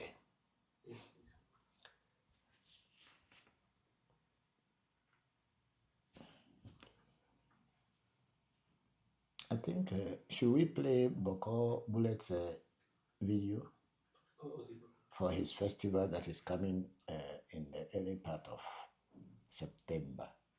Yes, please. He has a festival coming up. So, okay, let me read this one's finished. Then if there's none there, you can put, I'll talk about it, then you put it on. Yes. Okay, we have our big sister Ifadara. It's been a long time since we have really been chatting, big sister Ifadara. It's a grand blessings, Papa, Christopher, and family. Grand blessings to you, big sister Ifadara. I am very grateful that you joined. You were able to join, or you are able to join. And then we have a big sister Ifadara say Elache Akpe. Thank you, big sister Elache. Good. Then we have Deborah Peter. Greetings from the Netherlands and Suriname. Okay, hello, Deborah. How are you? Thank you very much. And greetings from African Magic Temple in Accra, Ghana, to you and your loved ones. And hope you are fine. I hope everything is happening well for you. Our best regards and wishes to you and your loved ones. I'm grateful that you joined. And then we have our brother Dinendra also again on ReVodution Voodoo Education. Say hi, how are you doing? Yes, Mr. Dinendra, we are doing well. I am doing well. My health is getting back and I'm grateful for that. And thank you all for your concern and your prayers. I'm grateful. Then we have 3-star Albert Blibo. Say peace and love, Master. Hello, Blibo. How are you? Thank you very much for joining today's section. I hope you are fine and I hope your loved ones are great too. I'm grateful that you joined. Thank you. Please post your question, your comments, and your greetings, and we will read them.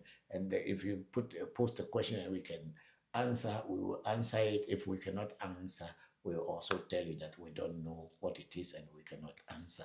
And don't be offended when we do not know the answers, because we are just as human like as you, and we cannot know everything in the world.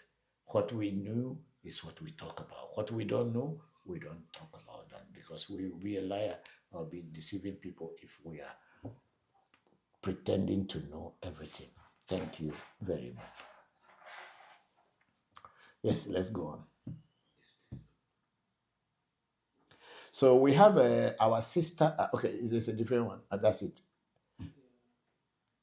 Okay. Then Oshe Okoji said, "Oh, good evening, Papa. What does the African Magic logo signify? It is the things we practice at our shrine. What we are is what the logo signifies. We have the bracelet there, which represents the deity that is the patron, one of the patron deities of the shrine. And then we have the cowries, which shows that we are diviners. And then we have the axe, which was given to me as an authority to become a priest when I passed through all my training. And then we have on the axe, you have an inverted triangle, one going up and then another one interposing it going down. It simply means that we upload information into the spirit world, and at the same time too, we can download spirit information from the spirit world through our divination. And this is all that the logo means. Thank you very much for that question.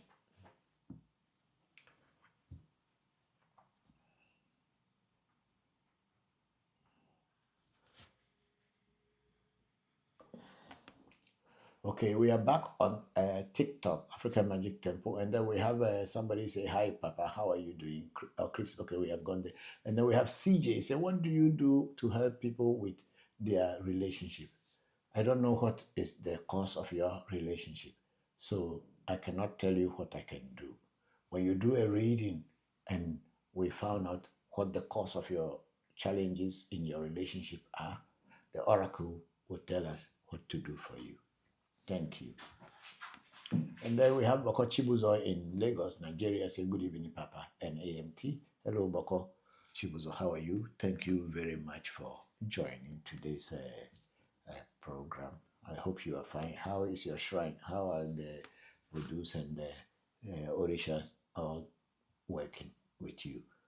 Thank you very much. My regards to your whole family. Thank you very much. Then we have David White. He said, I'm glad. So I'm good. Okay. David White said, I'm good afternoon, sir. I would like to get a reading. Okay. David, if you would like to get a reading, our telephone number, our contact number is in our profile.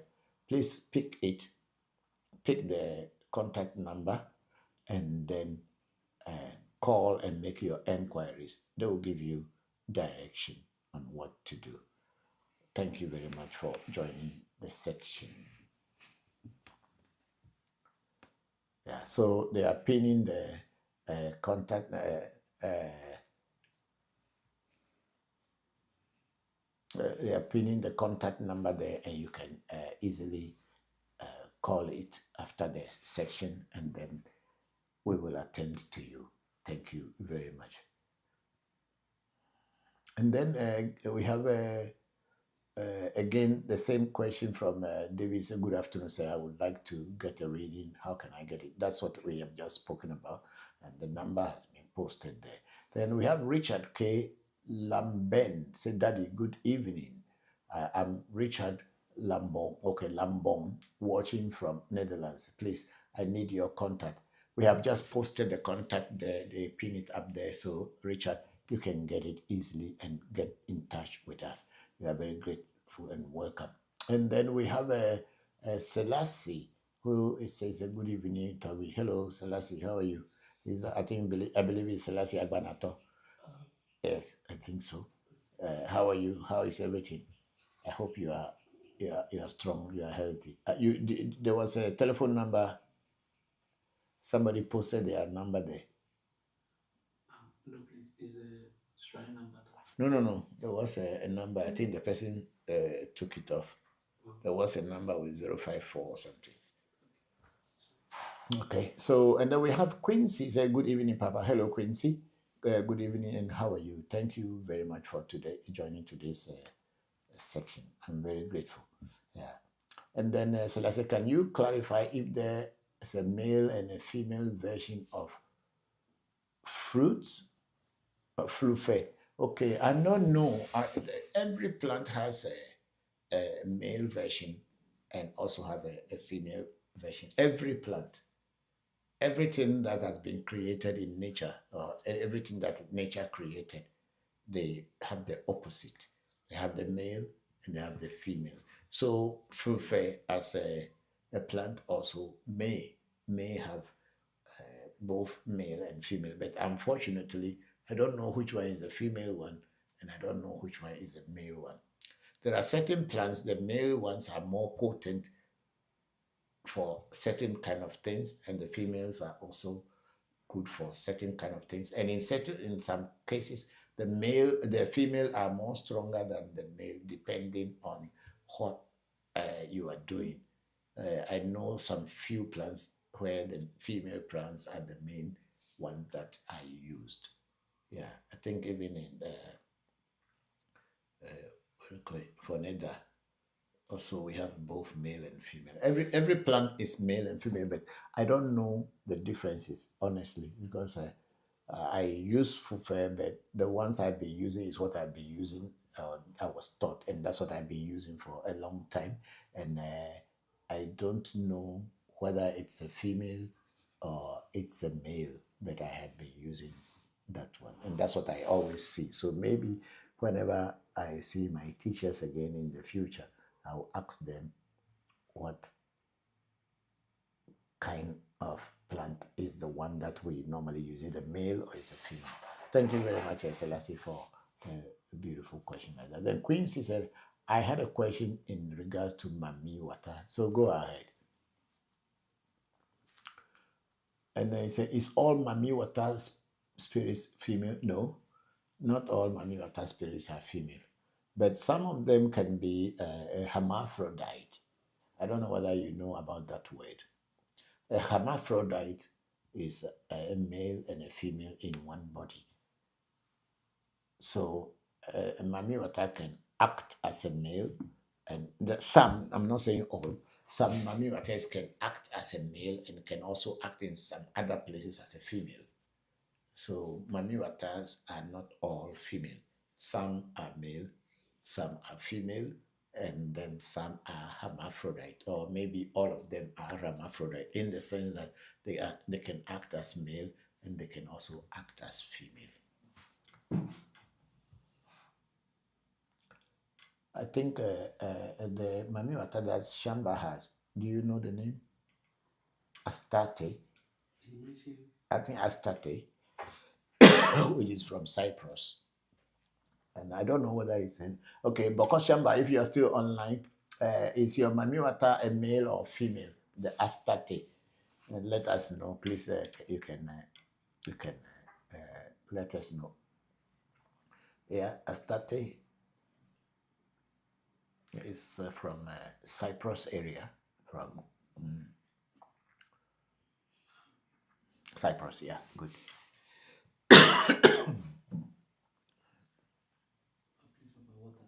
It's water. Yeah, call them. Don't go. Just call Bokor to bring some water. Oh, she's gone to school. Oh, no, please, but she's out. Okay. Yeah, Astarte. Okay, here it looks like it's a female. It has a breast, so it's a female. So goddess of beauty, war, and hunting. Is it hunting or humming? On your left side. On your left. No, come to the right side. Yeah. Yes, please, hunting. Okay. So it's a hunter too. So Astarte. That's also one Mami water, but its origins are in. Please, bottle water for Papa. I have a bottled water in the fridge, opened. In the small fridge, yeah. So yeah, so there are some Mami waters that are male and some are female. So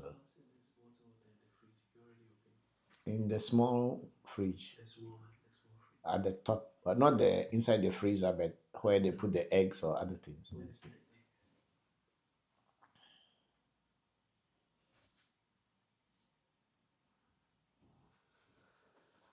So okay, okay, we are talking about a Mami water called Astarte. Yeah, thank you. And that's the details here. Can people see this? No, please. Okay, it's only us who can see it. Okay. I will share the screen.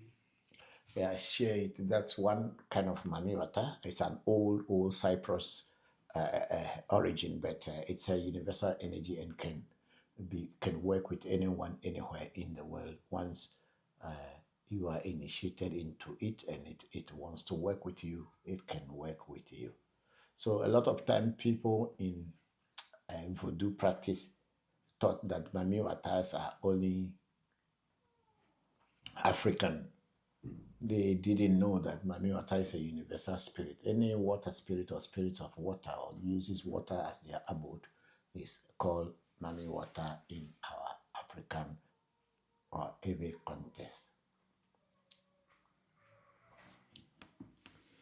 So this Astarte is an old and ancient spirit, and it has its own base in Europe, in Cyprus. And I think it is connected to oranges, and the color is orange color. He uses orange.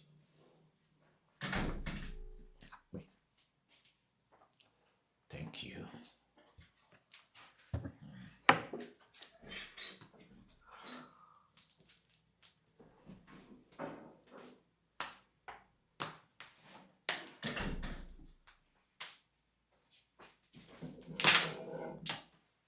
Bahone Nanano de Enuelo, the Churalo, not the Nui Kona Said, Bokor Said in a delo.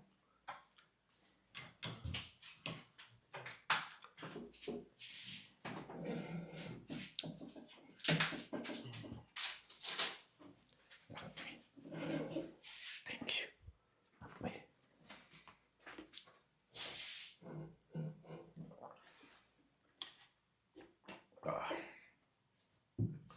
Yes. So okay, let's go back to the questions. But here they didn't say it's a woman. Yes, please. Okay, Astarte is a woman. Yes. Okay. So Quincy, is it Quincy who asked that question? Yes, please. Yeah, Mami Watas can be of any gender. It's not only, but in our parlance, in our pidgin, we call them, or whether it's a man or woman, we call them Mami Wata. Even if you are a male Mami Wata priest, we call him Mamisi. Whether you are a woman or a man, we call you Mamisi. Means you are wife of Mami Wata, or yeah, that's what that is called. Thank you. Hey, Mabuna, have you reached home? Thank you. And then Quincy went on to say, is that the last question? Don't we have any at the top? That's the Okay. Okay, then we have a Quincy say, and if it is true that spirit has gender, is there general characteristics of women's spirits versus male? Definitely there should be. If if they have gender, then there should be definitely. There must be something that makes a male spirit different from a female spirit. But as I said earlier, some of them are hermaphrodites where they can play both roles. But if they are playing the role of a male, then their male instincts and behavior would be more prevalent than when they are playing the role of a female. Yeah. Thank you. Then we have Theo Garvey. He's saying that good evening, sir. Please, how can one protect their house from negative energy so it will be free? The person who wants to protect themselves from anything, whether positive or negative, whether spirit or human, if you want, you need to do a consultation with people who are spiritualists in order to tell you how you can protect this. Because if it were to be a common way, apart from by getting a security man at your gate and also erecting electrical fences, if you want to protect yourself, then you need to find people who knows how to. Even if you are in physical world, if you want to protect your house, you look for security company people. Is that not it? Yes, please. So that they can supply you with gadgets and personnel who can be around when you are resting or you are not around. So also it is in the spiritual world. If you are thinking of protecting your house spiritually, then you have to go look for spiritualists who can do that for you. And it said, so that's what it is. You know, African Magic Temple, ReVodution Voodoo, we are very straightforward to the point. We don't try to beat around the bush. The reality is there. People choose to ignore it. If you are looking for spiritual work, then you go to people who know about spirit. If you are looking for physical work, then you go to companies that provide such services. Thank you very much, Theo Gavi. And then we have David White again. Thank you, sir. I appreciate it. I'm in the US. Okay, thank you. Thank you, David. I'm grateful. And then Selassie said, thank you so much. Hello, Selassie. Thank you. Thank you too for the question. And then David White said, can you please pin the number? Have we pinned the number already? I said it, but let me do it. You have to use it. You have to do it from the. Okay. It's on the. Okay.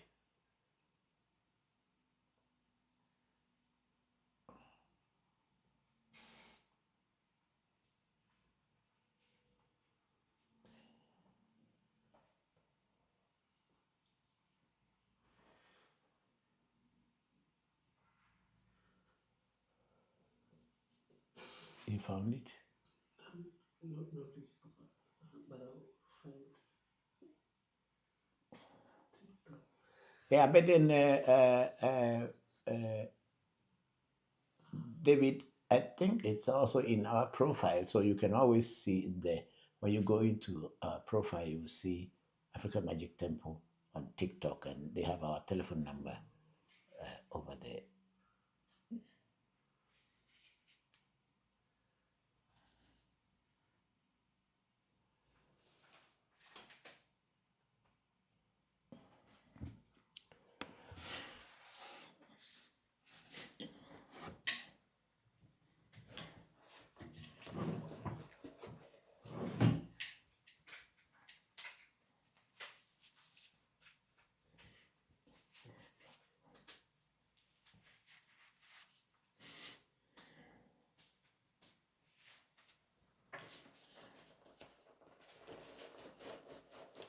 The technical team is trying to pin it. No, please, I'll use the Computer. I'll try to find the way on the computer.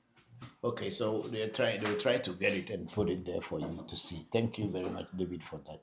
We are grateful. And then we have a son of the sun. I want to ask. Please go ahead. So, son of the sun, say, I feel I can see what will happen before it does, but only in a dream. Secondarily, I can sense or tell details. I can tell and I can sense or tell details about people when I talk to them, but it is on and off. What do I do? Okay, son of the sun, what you do is that go to any good spiritualist and meet them, discuss with them.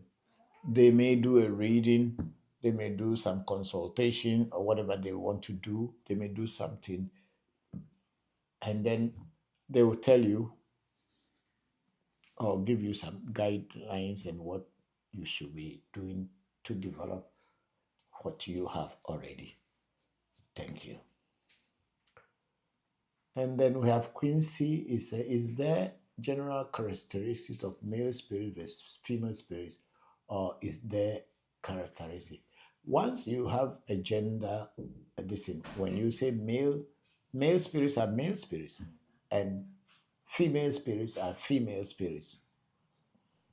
So, as the names implies, female spirits do things that some male spirits do not do, and male spirits do things that some female spirits do not do. So, if we are going to characterize them in gender forms, then they are like that. But if you just treat them as spirits, then they work as spirit. What they cannot do, they will let you know, and they will tell you who to get involved, who to involve in order to get things done. Yeah. Let's move on. Yes, please. Is it the same question? Yes, please. Okay.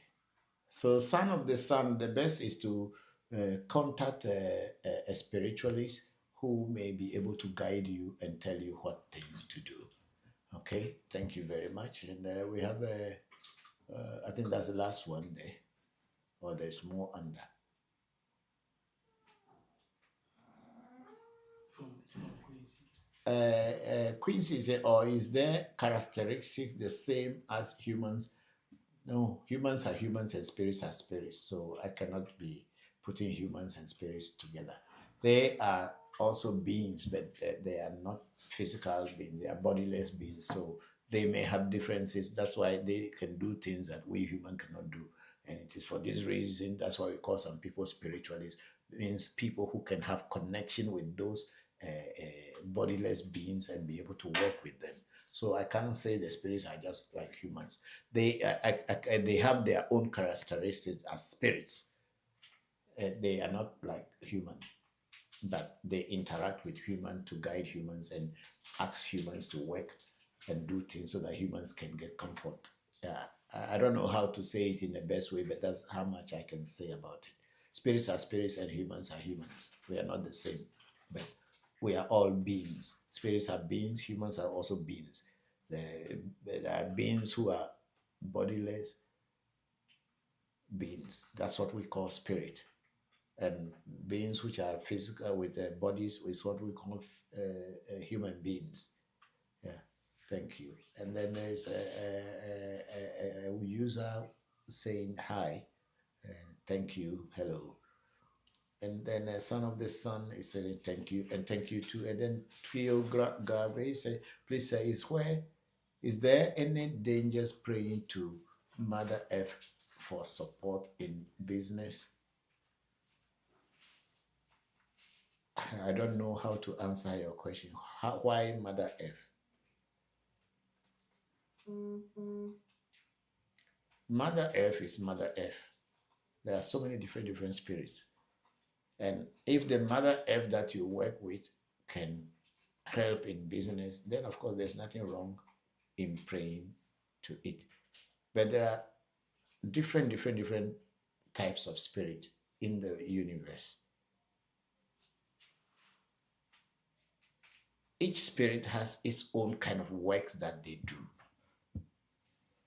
And if Mother F is one of those spirits that can do business, then of course praying to Mother F to support you in business is not anything bad. However, if Mother F is not a spirit that is designated to do certain kind of businesses, praying to her, you will not get the kind of result that you want.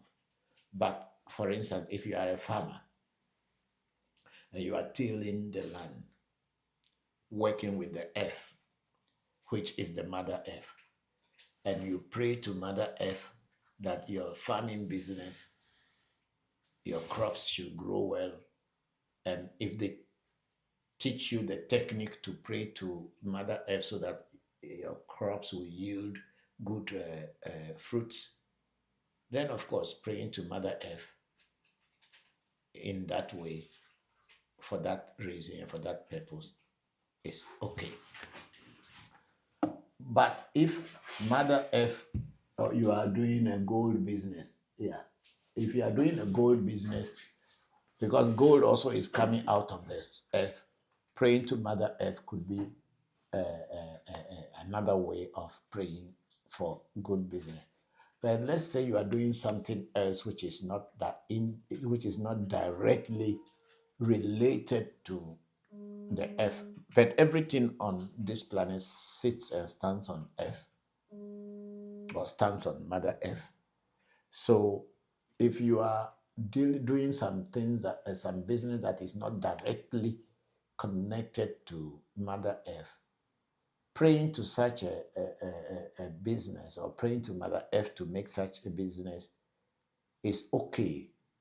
But praying to a spirit that is directly dealing with the type of business you do will be better.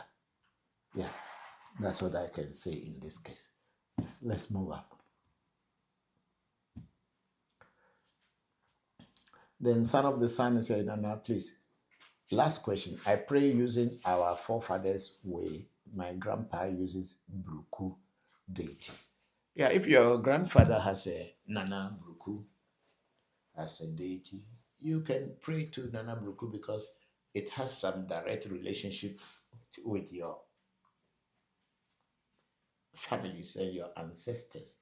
And if you are a descendant of that family, then Nana Bruku, praying to the deity Nana Bruku by pouring libation should be the best way. There's nothing wrong praying to Nana Bruku, because Nana Bruku, as it is in some people have it as a deity. I do not have Nana Bruku, and in reality, I didn't know so much about it until about 20 years ago that I begin to hear about Nana Bruku. And then slowly, some few people mention it. I try to ask people what exactly it is, but most of the people who works with it even don't know. But if your grandfather has a deity Bruku, or Nana Bruku as it is called, then it is good to continue on that line so that it will have more relationship with you than a spirit that you don't know at all. Thank you very much, son of the sun. You can go ahead and pray to Nana Bruku. There's nothing wrong with that. And then we have Son of the sun again. My auntie uses a different deity. So the deity I'm using now is from my auntie, but I feel I need to. Whichever deity you know, and if someone is using it and it is introduced to you, go ahead and continue with whatever you know. You can only kill a snake with a stick that is in your hand. So what you know is what you use. That's what I mean by that statement. If you don't know something, you cannot use it. It is better what you know, use that. If your auntie is using a different deity and your auntie introduced you to it, or you have seen her doing and you learn from her, you're fine. You can go ahead on that line. There's nothing wrong with that. Thank you very much. And then Son of the Sun, when I honor both of them when praying. Yes, people can order 1,001 spirits or 1,000,001 spirits if you know how to do them. You are not wrong in honoring more than one deity. If you look at the beginning of my prayer, I pray to so many deities. I call many spirits. And even on my table here, if it is showing in the video or in the computer, my table here has so many. Bring it to the front, let it face me. Okay. No, it's not showing. Yeah. Okay. If you see my table here, these are all deities or spirits or voodoos, as we call spirit. There are plenty of them. This is one. This is another one. There is another one in this small bag. There's one here in an armband. There's another armband. And this is one. This is another one. This is a deity, and this is another one. And these are some talismans which are made upon the names of certain deities. So there is nothing wrong praying to a deity, more than one deity, as long as you know what you are praying to and you know the in and out of it. You are not doing anything wrong at all. Thank you. You are not wrong in praying to more than one deity. Okay? Thank you. And then Theo Gabe said maybe chatting home with Tasbih. If that's what you have been taught, you go ahead. Because you see the Om, as in a Hindu Om, which it is believed to be the sound of creation. That's what we learned when we were learning Hinduism, that Om is the sound of creation. Whether that is true after many years of studying different philosophies and different traditional spirituality, I think everybody has the particular word in their own language that they may feel that that is the word, the sound of creation. But in Hinduism, being a well-established religion for centuries, they can have. But then, unfortunately, in Christianity, the word Om didn't even arises at all. And I believe that in other cultures, maybe even in Islam, the word Om may not be the main word. But if you want to use Om as a mantra, as it is called in Hinduism, mantra, and you want to be chanting, not chatting, it's chanting Om with the tasbih. So be it. Whatever you can do to connect with the divine is what is important. And if you are doing something and it is helping your cause, then you don't have a problem. But if you are doing something and you are not seeing any result, then it will be time for you to move forward and look for what you can do and get results. Practicality is the answer to any problem. If you have a problem and you can find a solution to it, you are fine. But if you have a problem and you are doing something and there's no solution coming out of it, then that is not the way. You have to find a new way. But if you are doing chanting Om Namah Shivaya or Om Manipur or whatever, you are chanting in your reading or counting the tasbih, If it works for you, why not? There's a lot of people who continue deceiving themselves that they are spiritualists, even though they don't know anything about spirit. And that's another thing. So when you are doing something, you are seeing results, then continue. Thank you. Then we have Frank Ahiabo say mede kuku mele egbe dom na o. Okay, Frank, mede kuku mo hogbe now. Leke mi fonyera akpe gbogbo re. Pebe jababa gere ni abe ya valanji internet me. Ma wa uno ira, togbi uno ira akpe gbogbo re. Let's move on. Then we have Quincy say in regards to praying to Mother F. If Mother F is to reward and help you, will it want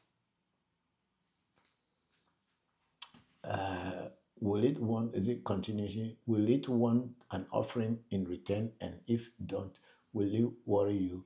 I don't know. You see, spirituality is very vague and very deep. When you want to do something, you inquire. Spirituality is not like Christianity, where everybody say, in the name of Jesus. Even that one, in the name of Jesus, how many people can say in the name of Jesus and things change? If we are going to talk about reality, how many people have been saying in the name of Jesus and are still in the situation they have been for years or centuries or ages? For instance, we Africans have been shouting this in the name of Jesus from the time that the white man brought Jesus to us. How many of us, our situation have changed? It's only the white man whose situation has changed because they are taking advantage of us because they know we are ignorant and they are taking advantage by stealing our wealth and everything to make their home great. And we all want to go there. After they have taken from us and developed their place, we are now fighting to go there, some to a point where some people may even die in the Mediterranean Sea. So when you are doing something like praying to Mother F, and listen, were you taught how to pray to Mother F? Do you have any connection in any way to the Mother F? Those are the questions that I will ask you. If you do not have any connections with the Mother F and no one taught you how to pray to Mother F, it is time you look for people who can connect you directly with the Mother F. Then you will know whether if it helps you and things work out, whether you have to say thank you to the Mother F or not. Otherwise, you are just deceiving yourself that you are praying to Mother F. If you are going to pray to Mother F, you must know what Mother F is and how it rewards and how it also does not reward. Before you can deal with spirit, you need to know about the spirit. You don't just wake up and say, I started calling, what is this famous spirit? No, not saint. I'm talking about the spirit in Ashanti region. What do they call it? Antua. Okay, there is a spirit very famous in Ghana now. Well, it has been there long, but maybe in the past 10, 15, or 20 years, it has become more popular because people had gone there and seen results. But you cannot just sit in your house without going to the priest in Antua and just say, I call Antua to go and kill somebody and then the person will die. Or you cannot just say, oh, this person is sick and I call the name of Antua to come and help the spirit, the person to be healed. Have you had any direct contact with Antua, or you just heard the name that everybody is calling it and you are calling it? Those are the questions you ask yourself. A lot of time people deceive themselves thinking that they are doing spiritual work, but they are just deceiving themselves. If you want to deal with a spirit, whether it is a spirit in your house or a spirit from outside, you need to know about the spirit. You need to do a research about the spirit. You need to find out what words you will use to make the spirit work. You have to know about the spirit and know what you can say that will trigger the spirit's reaction to make things happen. You don't just call names in the air like everybody in the name of Jehovah. Jehovah bless you. Jehovah bless you. People are suffering and dying every day. You need to know about the spirit before you can work with that spirit and get success. That's all that I'm trying to drive at. So if you want to work with Mother F, which I think the accounts call Asasiya, yes, you can pour libation to Asasiya, and just like how other people do. But if you really want to see the work of Asasiya or Mother F, find people who have Mother F as a deity in their shrine so that they can guide you on how to work with Mother F and get results. And if after getting results, if there is anything you have to do to say thank you to the Mother F, such people will be able to guide you and tell you. Thank you, Quincy, for your question. And then David White is saying, what is your phone number, sir? Please, I want the number. I have already sent it. They have sent the name. They have pinned the name there. The number is in our profile, David. The number is in our profile already. They try to type it, but I think because it's coming from a computer to your to the what we are transmit through our monitor, that's why you are not getting it. But our number is in our profile. It is not a hidden number. It is there. So please go back into our profile, African Magic Temple on TikTok. You will find our telephone and contact number. Please. It is there from the very first day that we register for TikTok. So it is still there. Thank you. And then Quincy said, will it want an offering in return? And if you don't, will it worry you? I don't know. I have just spoken and I told you what to do. So please follow what I have said. Go to people who have Asaseya as a spirit. Let them teach you what, for the Mother F as a spirit or as a deity. Let them teach you more about Mother F. I'm grateful. I don't have Mother F in my shrine, so I cannot teach you much about it. I pray to it generally. Just praying to it generally. I'm never asking it to do anything for me. I pay homage, I pay my respect to Mother F, but I never asked Mother F to do anything for me. So I will not know whether there is any consequences if he does something for you, or if he doesn't do, whether there is a punishment or there is a consequence or whatever. I don't know. Because I have never asked Mother F to do anything for me than to pay respect and homage to it. Thank you. And then we have our big sister Luna Nicole is here. Happy Sunday, Papa and AMT family. I'm grateful to join today's section. How is everyone? Big sister Luna Nicole, we are all fine. Thank you very much for joining the section, and I hope you are doing well. Hope your family and everyone around you is doing well. And your health, how is your health now? Is it improving?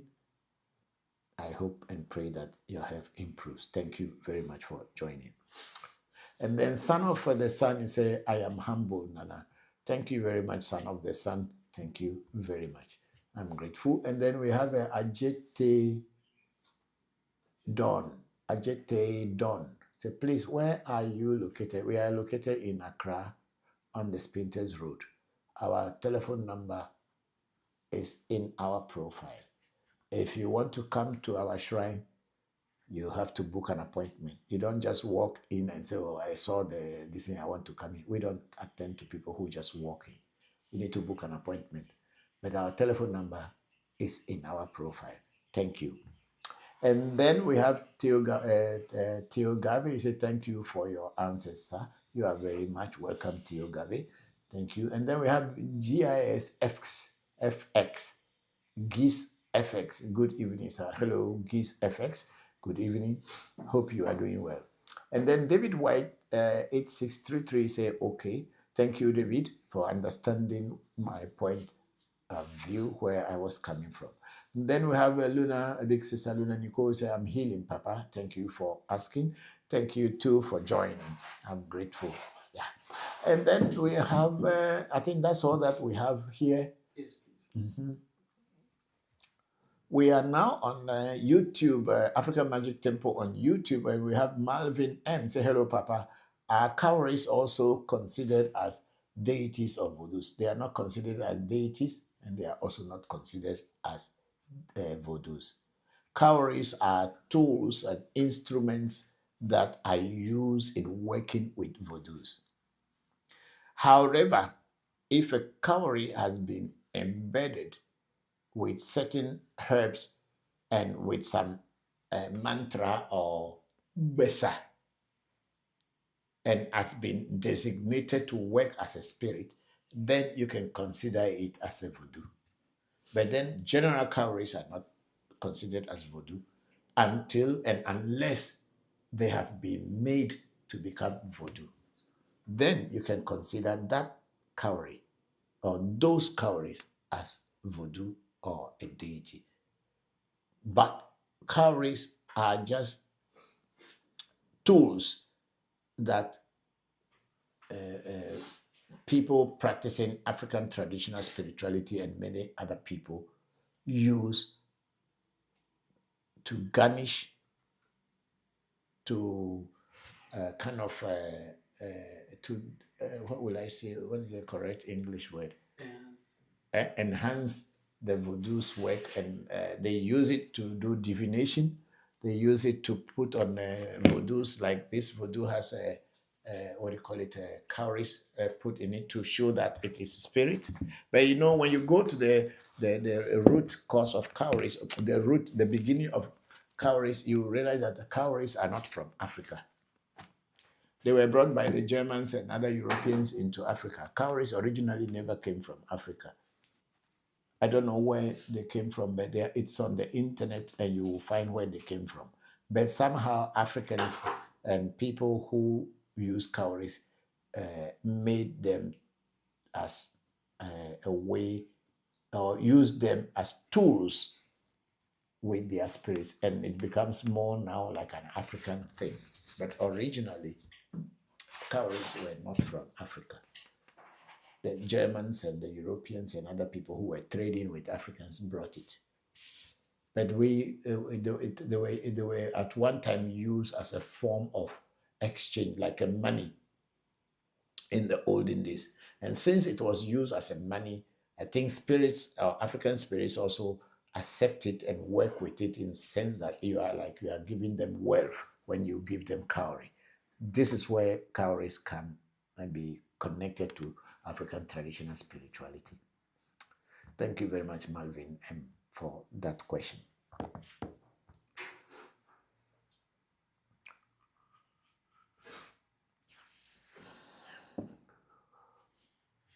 Okay, so we on African Magic Temple on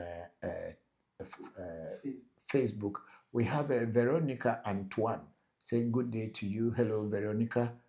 Good day to you too. How are you? Thank you very much. Please don't get angry if we don't pick your question, because we are actually going from one platform, Facebook, TikTok, YouTube. We are moving about and we have to answer questions before coming back somewhere. So good day to you and thank you for joining today's section. I'm grateful. And then we have a Mamisi Bubune Tamakuro. Say greetings, Papa. Is a person's Taji Voodoo mainly from his or her family voodoo? Not necessarily. Taji Voodoo is in your destiny. As they say, Eta Jivodu does not necessarily mean that it's coming from your family. It means that it is in your destiny. If somehow your destiny is tied up to your ancestors or the root from which you come, and if your ancestors had at one time worshipped the voodoos that are your Taji voodoos, then you can say so. But there's very little distinction that your Taji voodoo may be what your ancestors have worshipped, but it may not be. It could be. There could be any possibility. It is until you know your Taji voodoo and then you compare whether the voodoos that your ancestors were working with is the same as your Taji voodoo. Your Taji voodoo is in your destiny. It came in your destiny. And when we say things come in your destiny had traveled so many centuries before you are here today. And it is not that this family in which you are born today was the same family you were born in the past. Your destiny can choose to move from one place as a black man into a white man's body. And so it is also your destiny can move from a white man's body into a black man's body. Your destiny can choose to go anywhere. That's why we call it destiny. It is not you who controls it. It's the one that determines where you will go to get your growth. So whether you are born in the Tamoklo family in this lifetime does not necessarily mean that maybe in your past life you were also born in a Tamoklo family. But whatever spirits or voodoos or deities that are in your destiny will appear wherever you will appear in this world. So your Taji Voodoo may or may not be a voodoos that your ancestors have been working with in the past. Thank you, my Missy Bubune. And Bubune went on, or where is it from? Your Taji Voodoo is in your destiny. The Ewe's believe that before you are born into this world, your destiny was living somewhere where people call Efetome. Within the central Ewe's of Vedome, where I came from, we don't have the word Fetome. We have the word Esefe. Esefe means where your destinies are originated from. And from that place, your destiny chose your mother and your father and the environment into which you should be born. And when you die, the physical body is dead. Your destiny is like a memory chip. It goes back to where destinies are made. Wait for another lifetime to materialize and come down back into the earth. Sometime, this thing is gone, the screen is gone. Sometime, depending on the things you do in this lifetime, your destiny can even send you into animal form. It's very scary. Your destiny can even send you into the form of a tree where you will be locked up for centuries without moving anywhere than to grow roots and grow leaves and drop leaves and continue struggling to continue.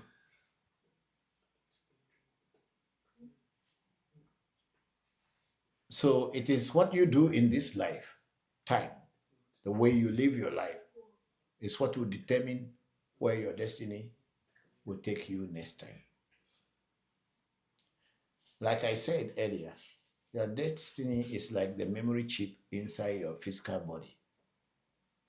When the phone or the device that is holding the memory chip got destroyed or broken down or is no more, the memory chip still contains all the information that you have stored on it in each lifetime.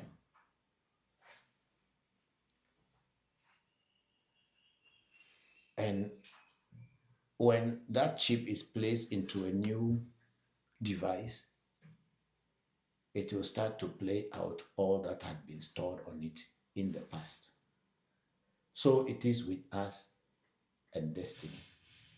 Where you live in this lifetime, whatever you will do here is what is going to determine your future.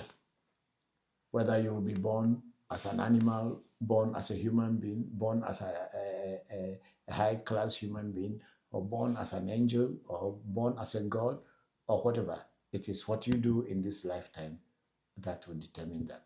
So when we say Taji Vodu, all the entities, the deities, the voodoos, the spirits, the angels, just mention whatever that you had dealt with in your past life is what we call Taji Voodoo.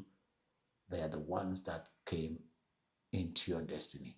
You may not know them until, of course, certain things happen and you start to inquire, to do divination, to get initiated.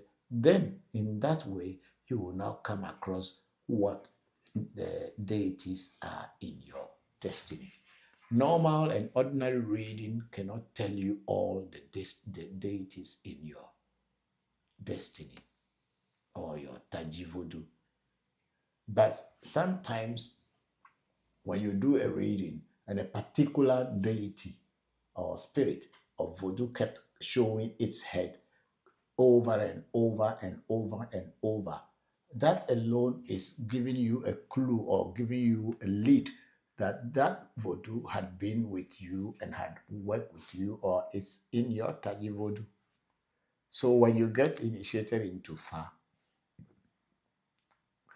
then and that same voodoo appears again as your Taji voodoo, then you will now ask, what should I do to be able to work with it, to pacify it and claim it for positive things and to empower myself? Since it is part of your destiny, it should be able to empower you. But until you know exactly what are the Taji Vodus in your life, you can only hope and pray to whatever you were told. Thank you very much, Mami Si Bubune. And then Bubune say, Papa, please, is there a message in waking up unexpectedly in the middle of the night? If yes, what should one do? I don't know if there is any message in waking up unexpectedly in the middle of the night. I don't know. Yes, it is there. People can wake up in the middle of the night. Either they had forgotten about something before going to bed, and somewhere in their dream or in their sleep, they remember it, and then they wake up trying to figure out what it is. There is something people call sleepwalking. Means people will wake up and start walking towards some place, and people won't know where they were walking, and the person himself or herself may also not know that they are even walking. All those things has a base in spirituality. What is the purpose? Sometimes someone had forgotten something, and then somewhere in their sleep they woke up remembering it, and they think that they are going towards it, or whatever else. I'm sure on the internet you will have a whole lot of people talking about sleepwalking. But when I was young, I remember that at one time we were all planning to sneak out from my father's house where we were all growing up to go and watch movie. It is not like today that you can just take a phone and watch a movie, or go on your computer and watch a movie, or there is a television in the house that you can watch a movie. In those days, they have theaters, very big halls, where we have an operator who will put the film that is on the reel, and it will, then you pay money, you go and sit down for about 30 to 45 minutes, sometimes 1 hour and a half, depending on how long the film is. We watch, and then we come back home happy by watching other actions from other cultures, sometimes from our cultures as well. So one time I remember that we were going to go to a film, and then I slept. We were hoping that maybe our dad and our mother will probably sleep early, then we can sneak in to go and watch movie. The movie house wasn't that far away from our house, maybe about half a kilometer. And I woke up in the middle of the night and I realized that I wasn't at the movie theater, and I started running towards the movie theater. And people chased me and went and caught me. And people said it was a sleepwalking. Yes, of course it was, because I was sleepy before I woke up and started walking and going there. But from my own understanding, there was something that I was about to do, but I was taken away by it. I was taken by sleep, and I slept. But that memory of going to the theater was still in my mind. So when I woke up, that was the first thing that occurred to me, that I will go there. So things like that happen. So if you wake up unexpectedly at the middle of the night, Ask yourself what was the last thought in your mind before you went to sleep, and see whether there was something urgent that you had wanted to do and you had forgotten. And if nothing like that, then you can just take it that maybe you don't know why, but there's something that wakes you up at the middle of the night. Yeah, anyway. So that's what that I can say. I don't know what one should do in such cases. Thank you very much. Mamisi Bubune, thank you.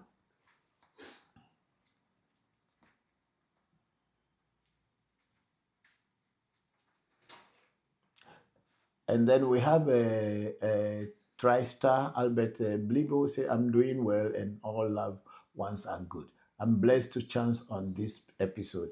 Thank you very much, Blibo. I'm grateful that you joined. And then Blibo, TriStar, Albert Blibo went, Papa, I've heard that there is a God in me. Yeah?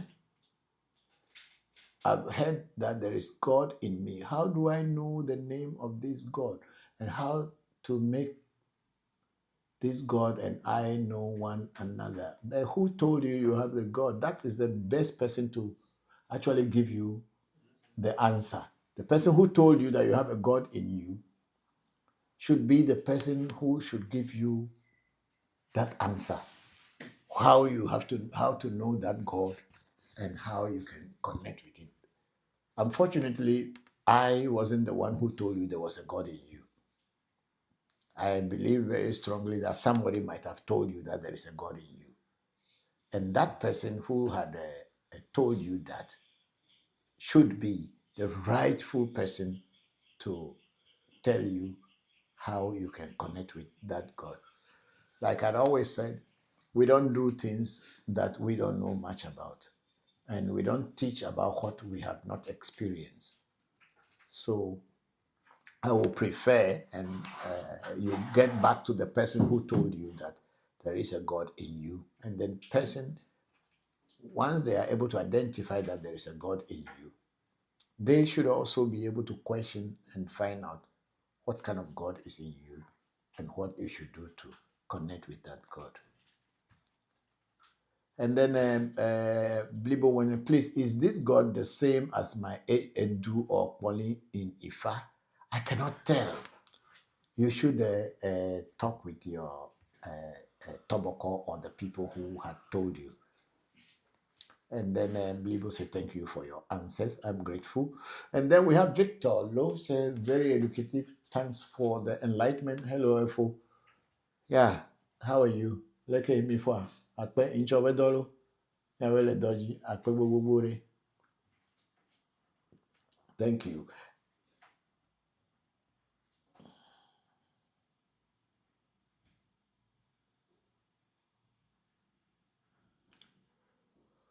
So we are now back on TikTok, and then we have Theo Gabizi. Papa, please. If I want to get a reading, must I come to the shrine, or it can be done even without coming?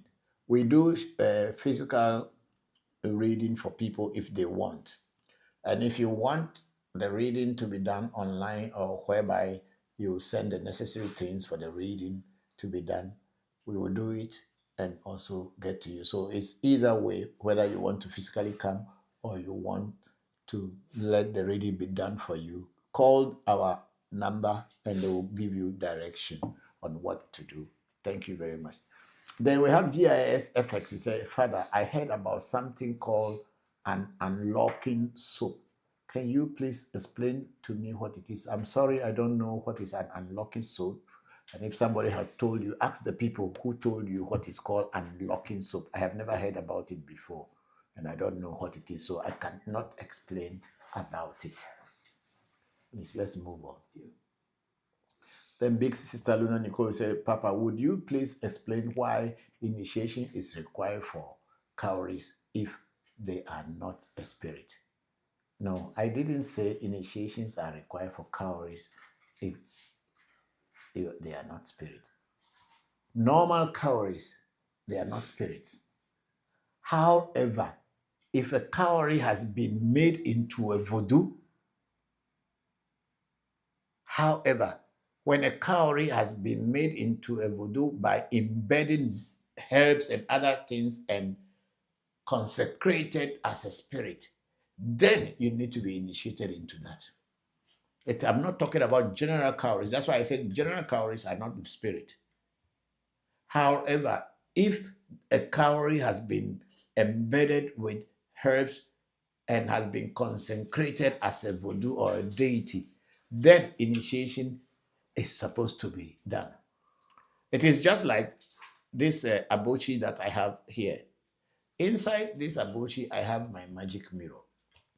The mirror is just ordinary mirror that was bought in the market.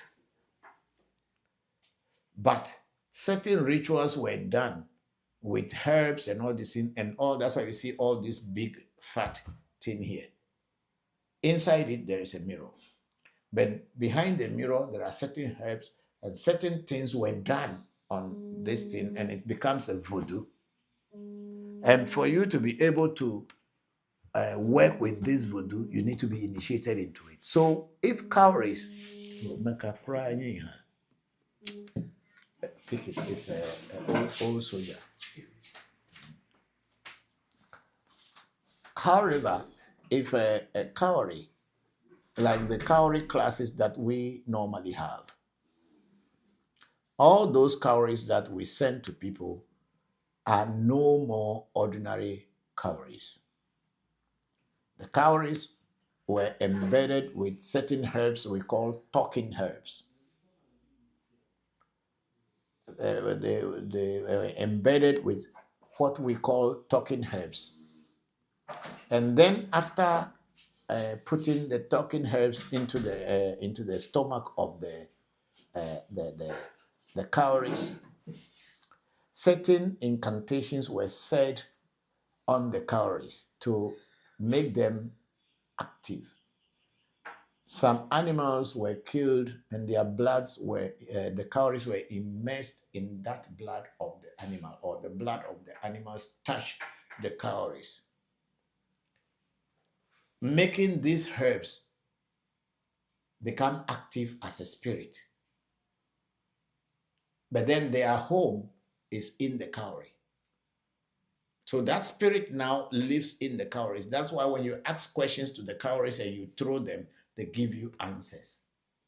Such kind of cowries, you need to be initiated into them in order to work with the spirit in the cowrie.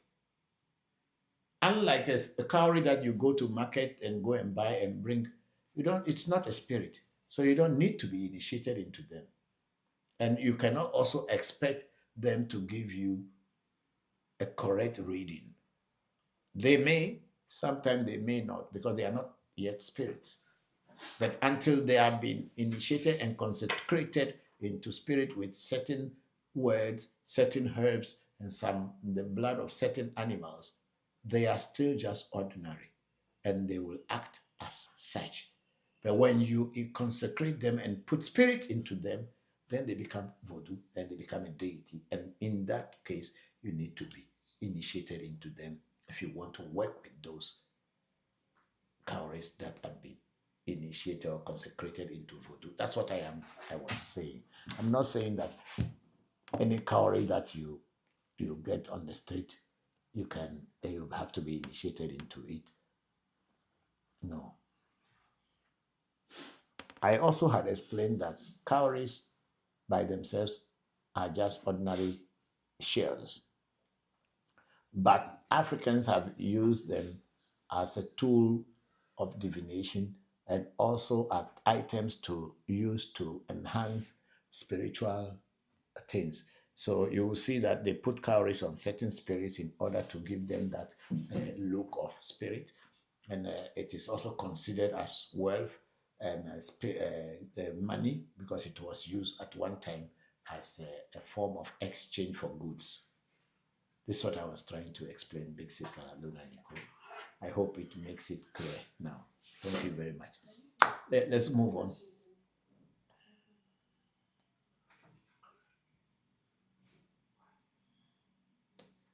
We have GISFX. He said, Father, I heard about something called unlocking soap. And I have already told you, I don't know anything. I've never heard it before, so I cannot explain anything about it. What I don't know how to teach about it. And then Big Sister Luna, because the origin of cowries is interesting, Papa. Yes, it is very interesting, but a lot of Africans do not even know that. And people would fight tooth and nail to defend that it is from Africa. It is not. You know, there is reality, and also there are things that we call illusions and lies. A lot of our people are just, what will I say, ignorant about a lot of things.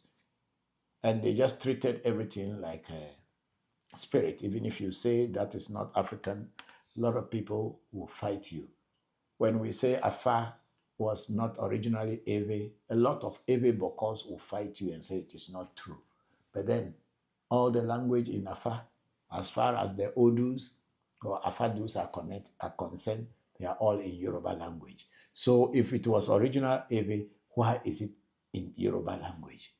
But the uninformed person will fight you and defend it, even knowing that what they are saying, they don't know anything about it. I've gone to school. I have gone to school and I have traveled the world and I teach in a very clear way for a common understanding of people. I don't dwell on, what will I say, emotions and hearsays. Whatever I teach you, I have had experience personally. And mind you, I don't go reading anything on internet or don't go reading any books before coming to sit here to teach you. I sit here and whatever question you are bringing, that's why we do not start the agenda. We ask you to ask questions. And when you ask the question, if we know something about it, we will tell you. If we don't, we will tell you we don't know anything about it. Thank you very much, Big Sister Luna Nicole. And then we have Quincy say, why does some spirit like Florida water and why does some spirits like Florida water? And is there any benefits of people using Florida water? Spirits like all kind of things. There are certain spirits that like goat blood. And there are some spirits that they like the blood of a pigeon. Some spirits, they like the blood of crocodile. And some spirits will like the blood of ram. Some will like the blood of duck, chicken, and anything else. So I don't know why some spirits like what they like. I am not a spirit. If the spirit I'm working with says they like Florida water, that's what I will give them. I don't need to ask them, why do you say you like Florida water? It is I who wants to work with them. And if they tell me what they like before they can work with me, I'll give them. Unless, of course, they ask for something that I cannot provide. Then I will not work with that spirit, because whatever they will ask me, if I cannot provide, then I don't need to work with that spirit. There are other 1 billion plus other spirits in the world that I may not do what I may not give what they are, the spirit that is asking me for what I cannot give. And I will work with the spirit that I can work with, and what they can ask me, I can provide. So if a spirit like Florida water, it is up to that spirit. It's not my place to know why it likes Florida water. Thank you very much, Quincy. And then we have a Big Sister Luna Nicole. Say, Papa, are you saying that we can have different ancestors if our destiny can jump lineages? Of course. Supposing in your next lifetime you are born in India. If in your next lifetime you are born in India, your ancestors will be Indian ancestors, or the family in which you will be born in. That's the truth.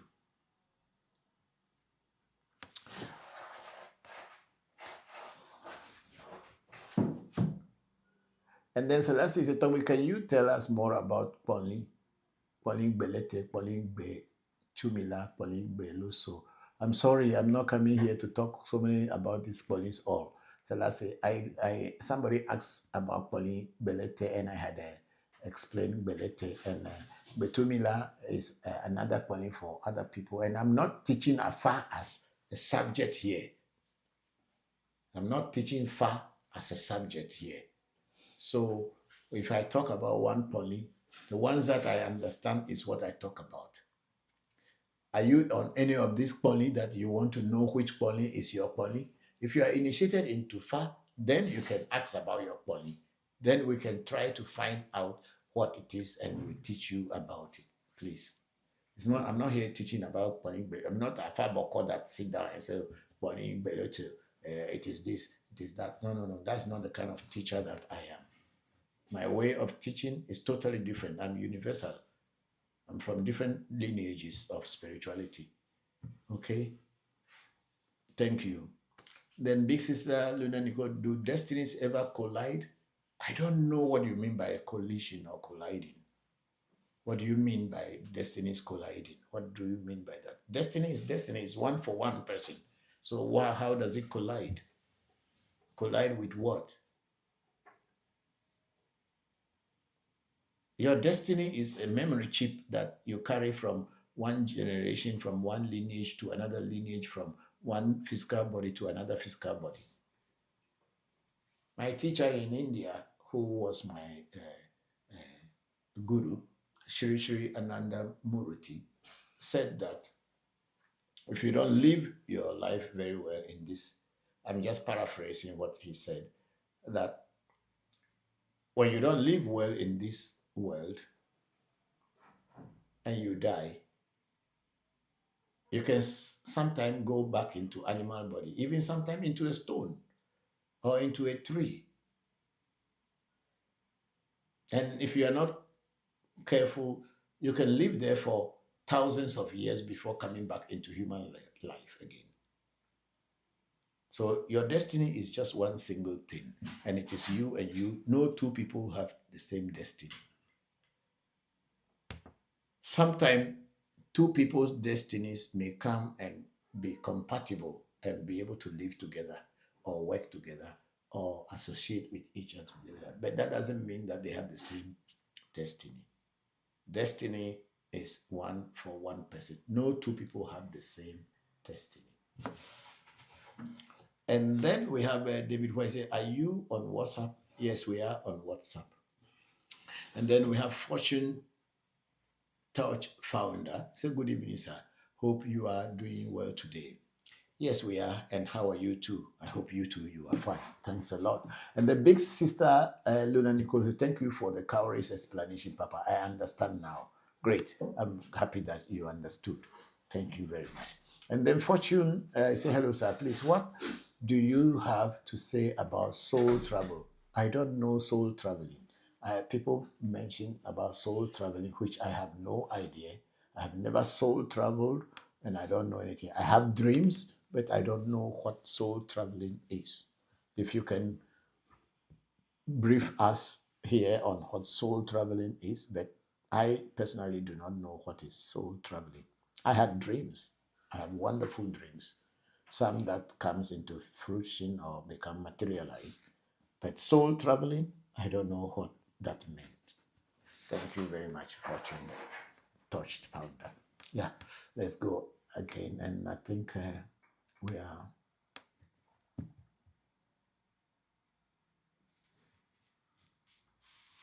Okay, you two, you don't know. Okay, thank you very much.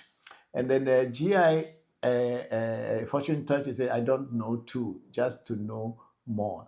Thank you. Thank you too. Thank you too very much, Fortune Touch founder.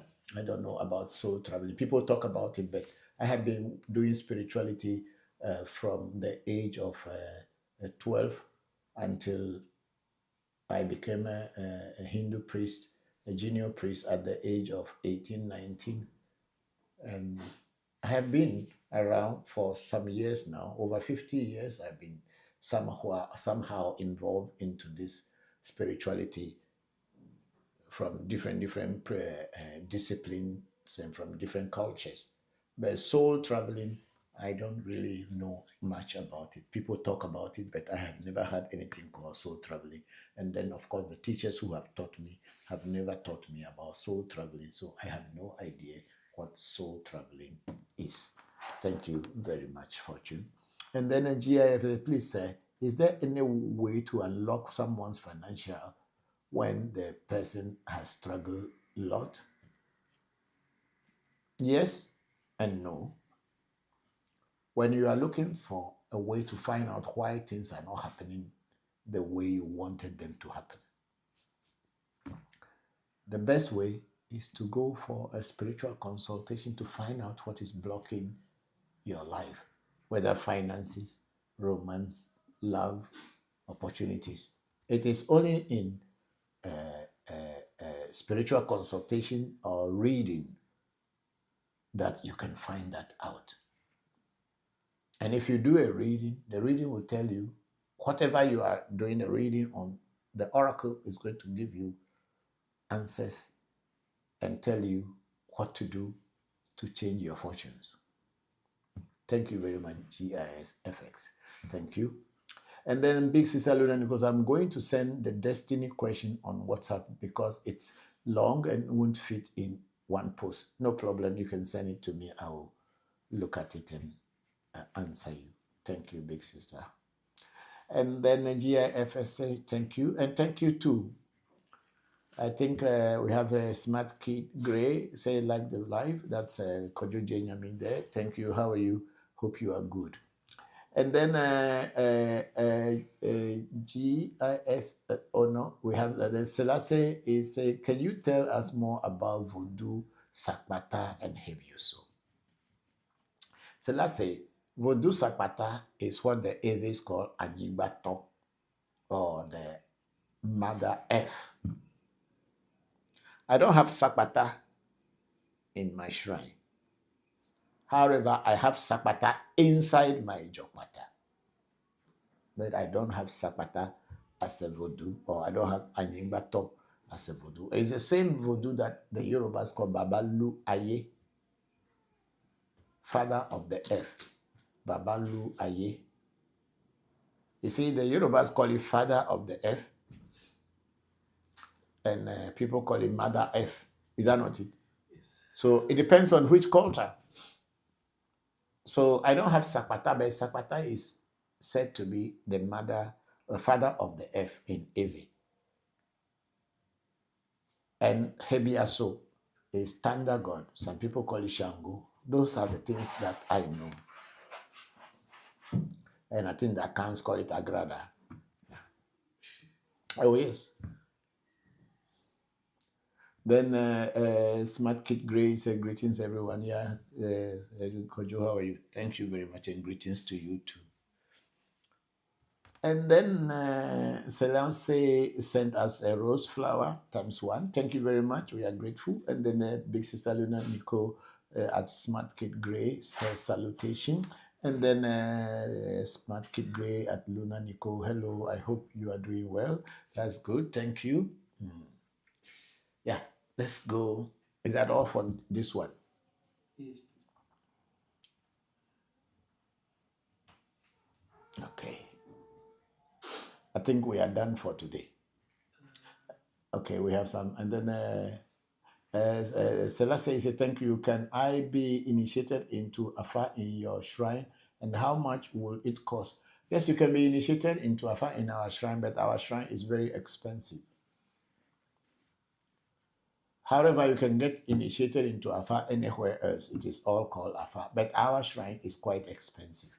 We have our reasons.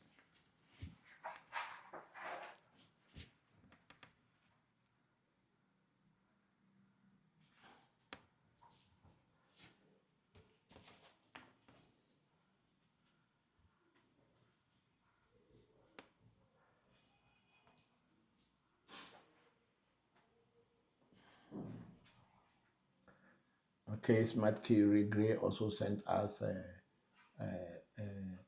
rose flower ×1. Okay, thank you, Kojo.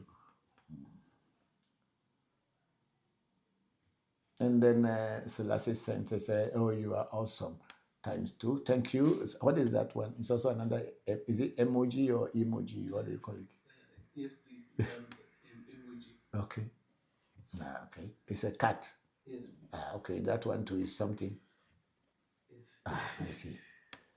We have never even, all these things we have received for all this year. We have never ever even know how much we have or what it is. I think it's only $1. Plenty things like that doesn't. In Africa, it's not much. Yeah, but the truth about it is that why is it in Africa it is not much, whereas in other parts of the world it's so much? Is the algorithm they give us here is what? Is it doesn't work for us to our benefit? Yes, please. Yeah. That's always Africa at the last.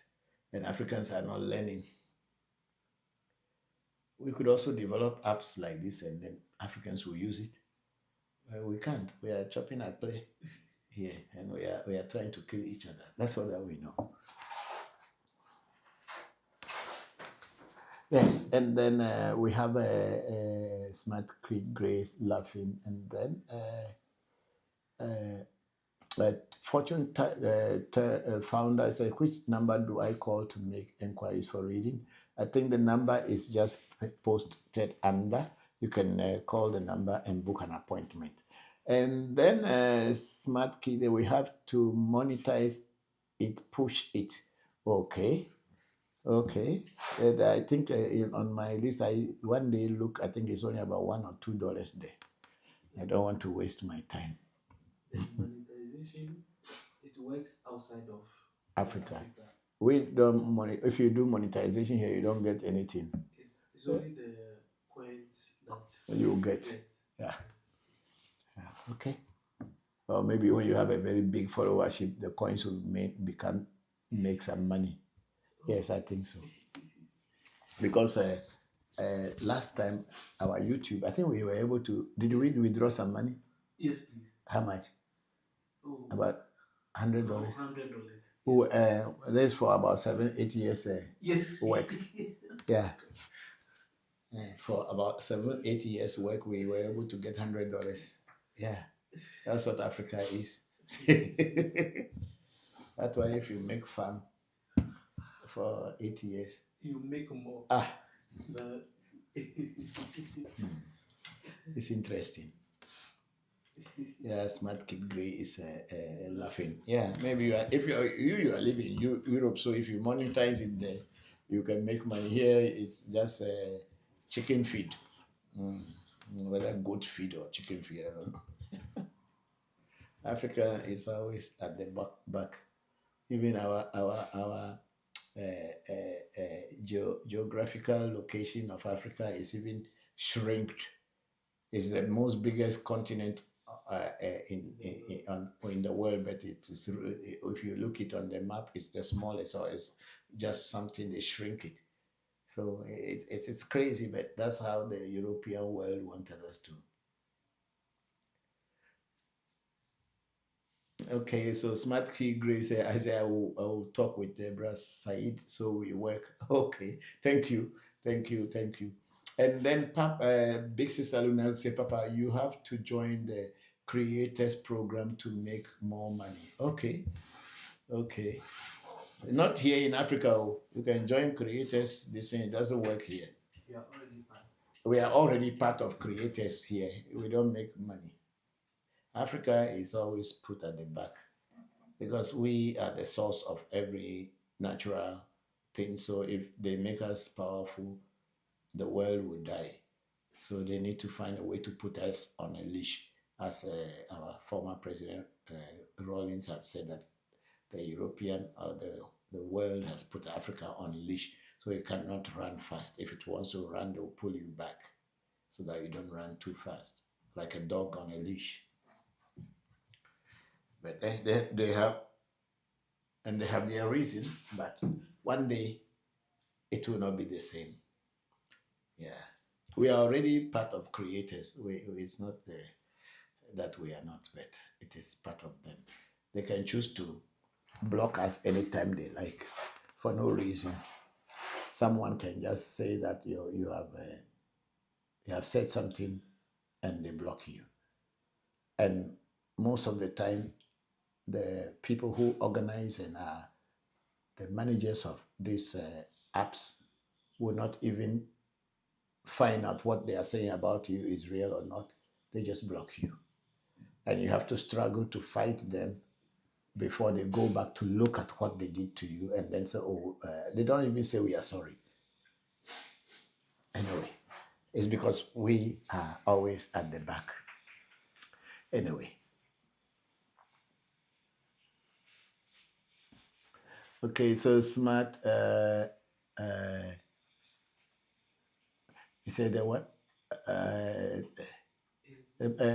Big sister Luna Nicole said, but TikTok is changing again in September, so we may have to switch platforms. I think that is in the US, not here in Africa, where we are on it, unless they decide not to put us on it.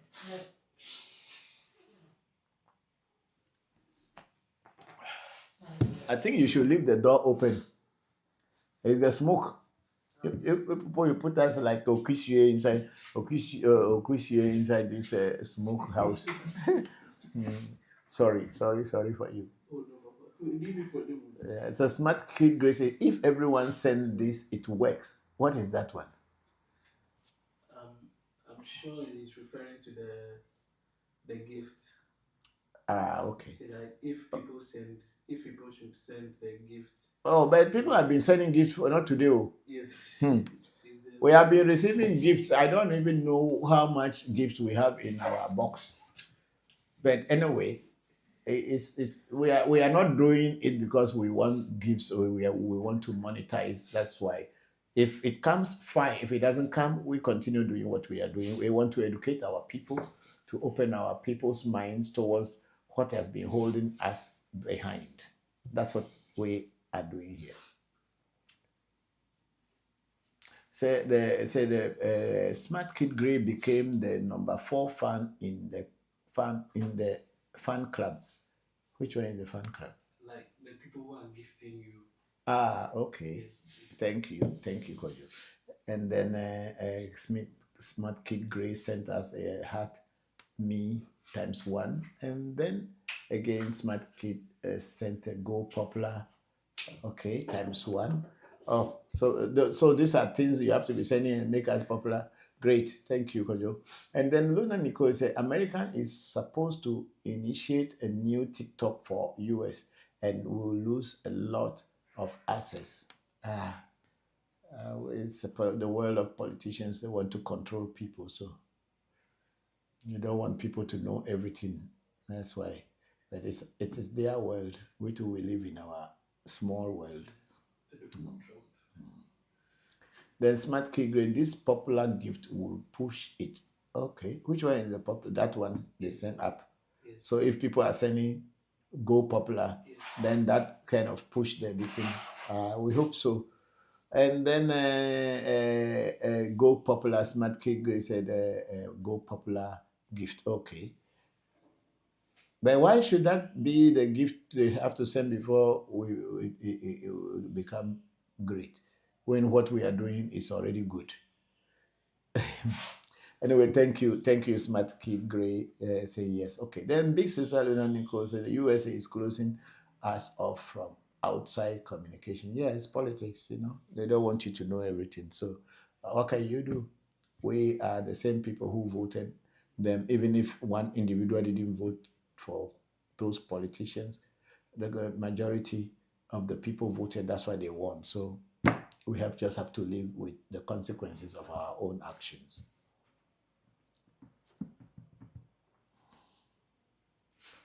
Okay, I think we are done for today. Is it 7 o'clock? Yes, please. It's 7 o'clock now. Okay.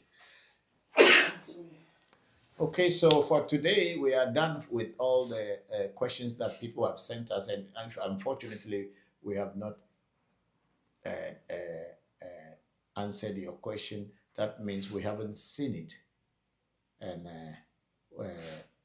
next Sunday, we will be here again to share knowledge and light on our traditional spirituality. We are not here to convince anybody to convert anyone to traditional spirituality. We are only sharing ideas and knowledge and wisdom of what our African traditional spirituality is, in case you don't know it. That is what we do here. We are not converting you. We are not forcing people, because spirituality doesn't force people. It's religion that forces people. And we are not a religious people. We are spiritualists trying to teach about our tradition. So thank you all very much today. And Big Sister Luna Nicole said, thank you for your time and teachings today, Papa. We appreciate your time. I'm very grateful, and I appreciate all of you for coming on the program. May the ancestors and the gods of our land continue to bless you all during this coming week. May you all stand tall among other people, and may the spirits of nature continue blessing you. Oh, tawe mama, egbe, mi odo kakabado fi mi le papa gbe, amesia me. Bless all that we are doing. Bless the people who are attending to these messages, and people who wants to learn about themselves and their own selves and their culture. May you all open doors for them, and may you give them strength, good health, and may you open the doors of prosperity and opportunities for them. I will.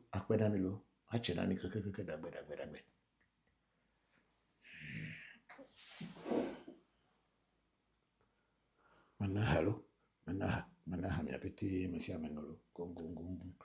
Yeah, mau na ira mi apeti lo, mesia mi ho. I will. So thank you all very much, and I am grateful that you all joined. And GISFX say thank you, sir. Good night, and good night to all of you. Son of the Sun has joined again, and thank you all for being with us. I hope we will meet again next Sunday here at African Magic Temple,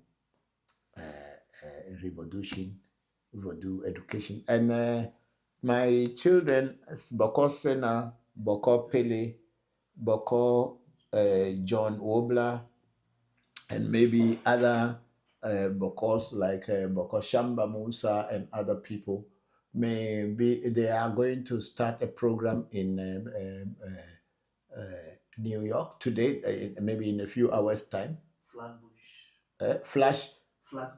Flatbush in Brooklyn. They have a program where they will also be answering questions and live question. The people go there and then they ask questions about African spirituality. And my sons are there to explain to you people who want to know about Mami Wata, people who want to know about Voodoo, people who want to know about Orisha and Ifa and Afa, and all that is about African traditional spirituality.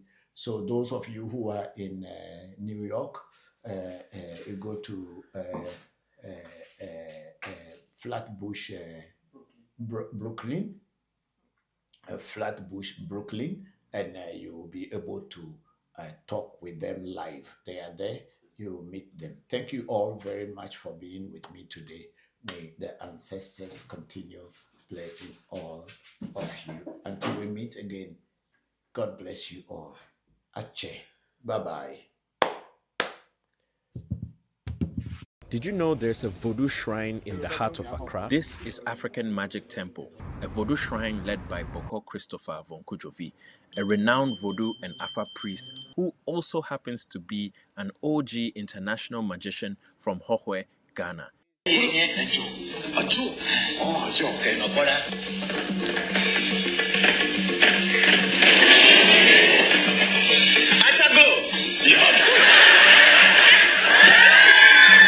He has performed across Asia and Africa, entertaining and inspiring tens of thousands with the joy and wonders of magic. In 2007, along with his family, he dazzled an audience filled with African presidents and world leaders during the African Union Summit in Accra. Now back to African Magic Temple. For over 30 years, AMT has safeguarded and educated the world about authentic West African spiritual traditions rooted in Ewe Vodu and Afa. Through thousands of hours of online content, AMT has made Voodoo knowledge and practice more accessible while redefining the global narrative around the practice. We provide spiritual consultations, ancestral feeding rituals to honor your ancestors and empower yourself, as well as a range of various initiations. Every year, AMT welcomes and supports practitioners and knowledge seekers from all walks of life on their journey to connecting and learning more about indigenous African spiritual practices, heritage, and philosophy. Through interactive and experiential shrine tours, AMT has hosted visitors from across the world, including groups from NYU's Public Health Masters Program and Birthright Africa, a diaspora organization based in the US.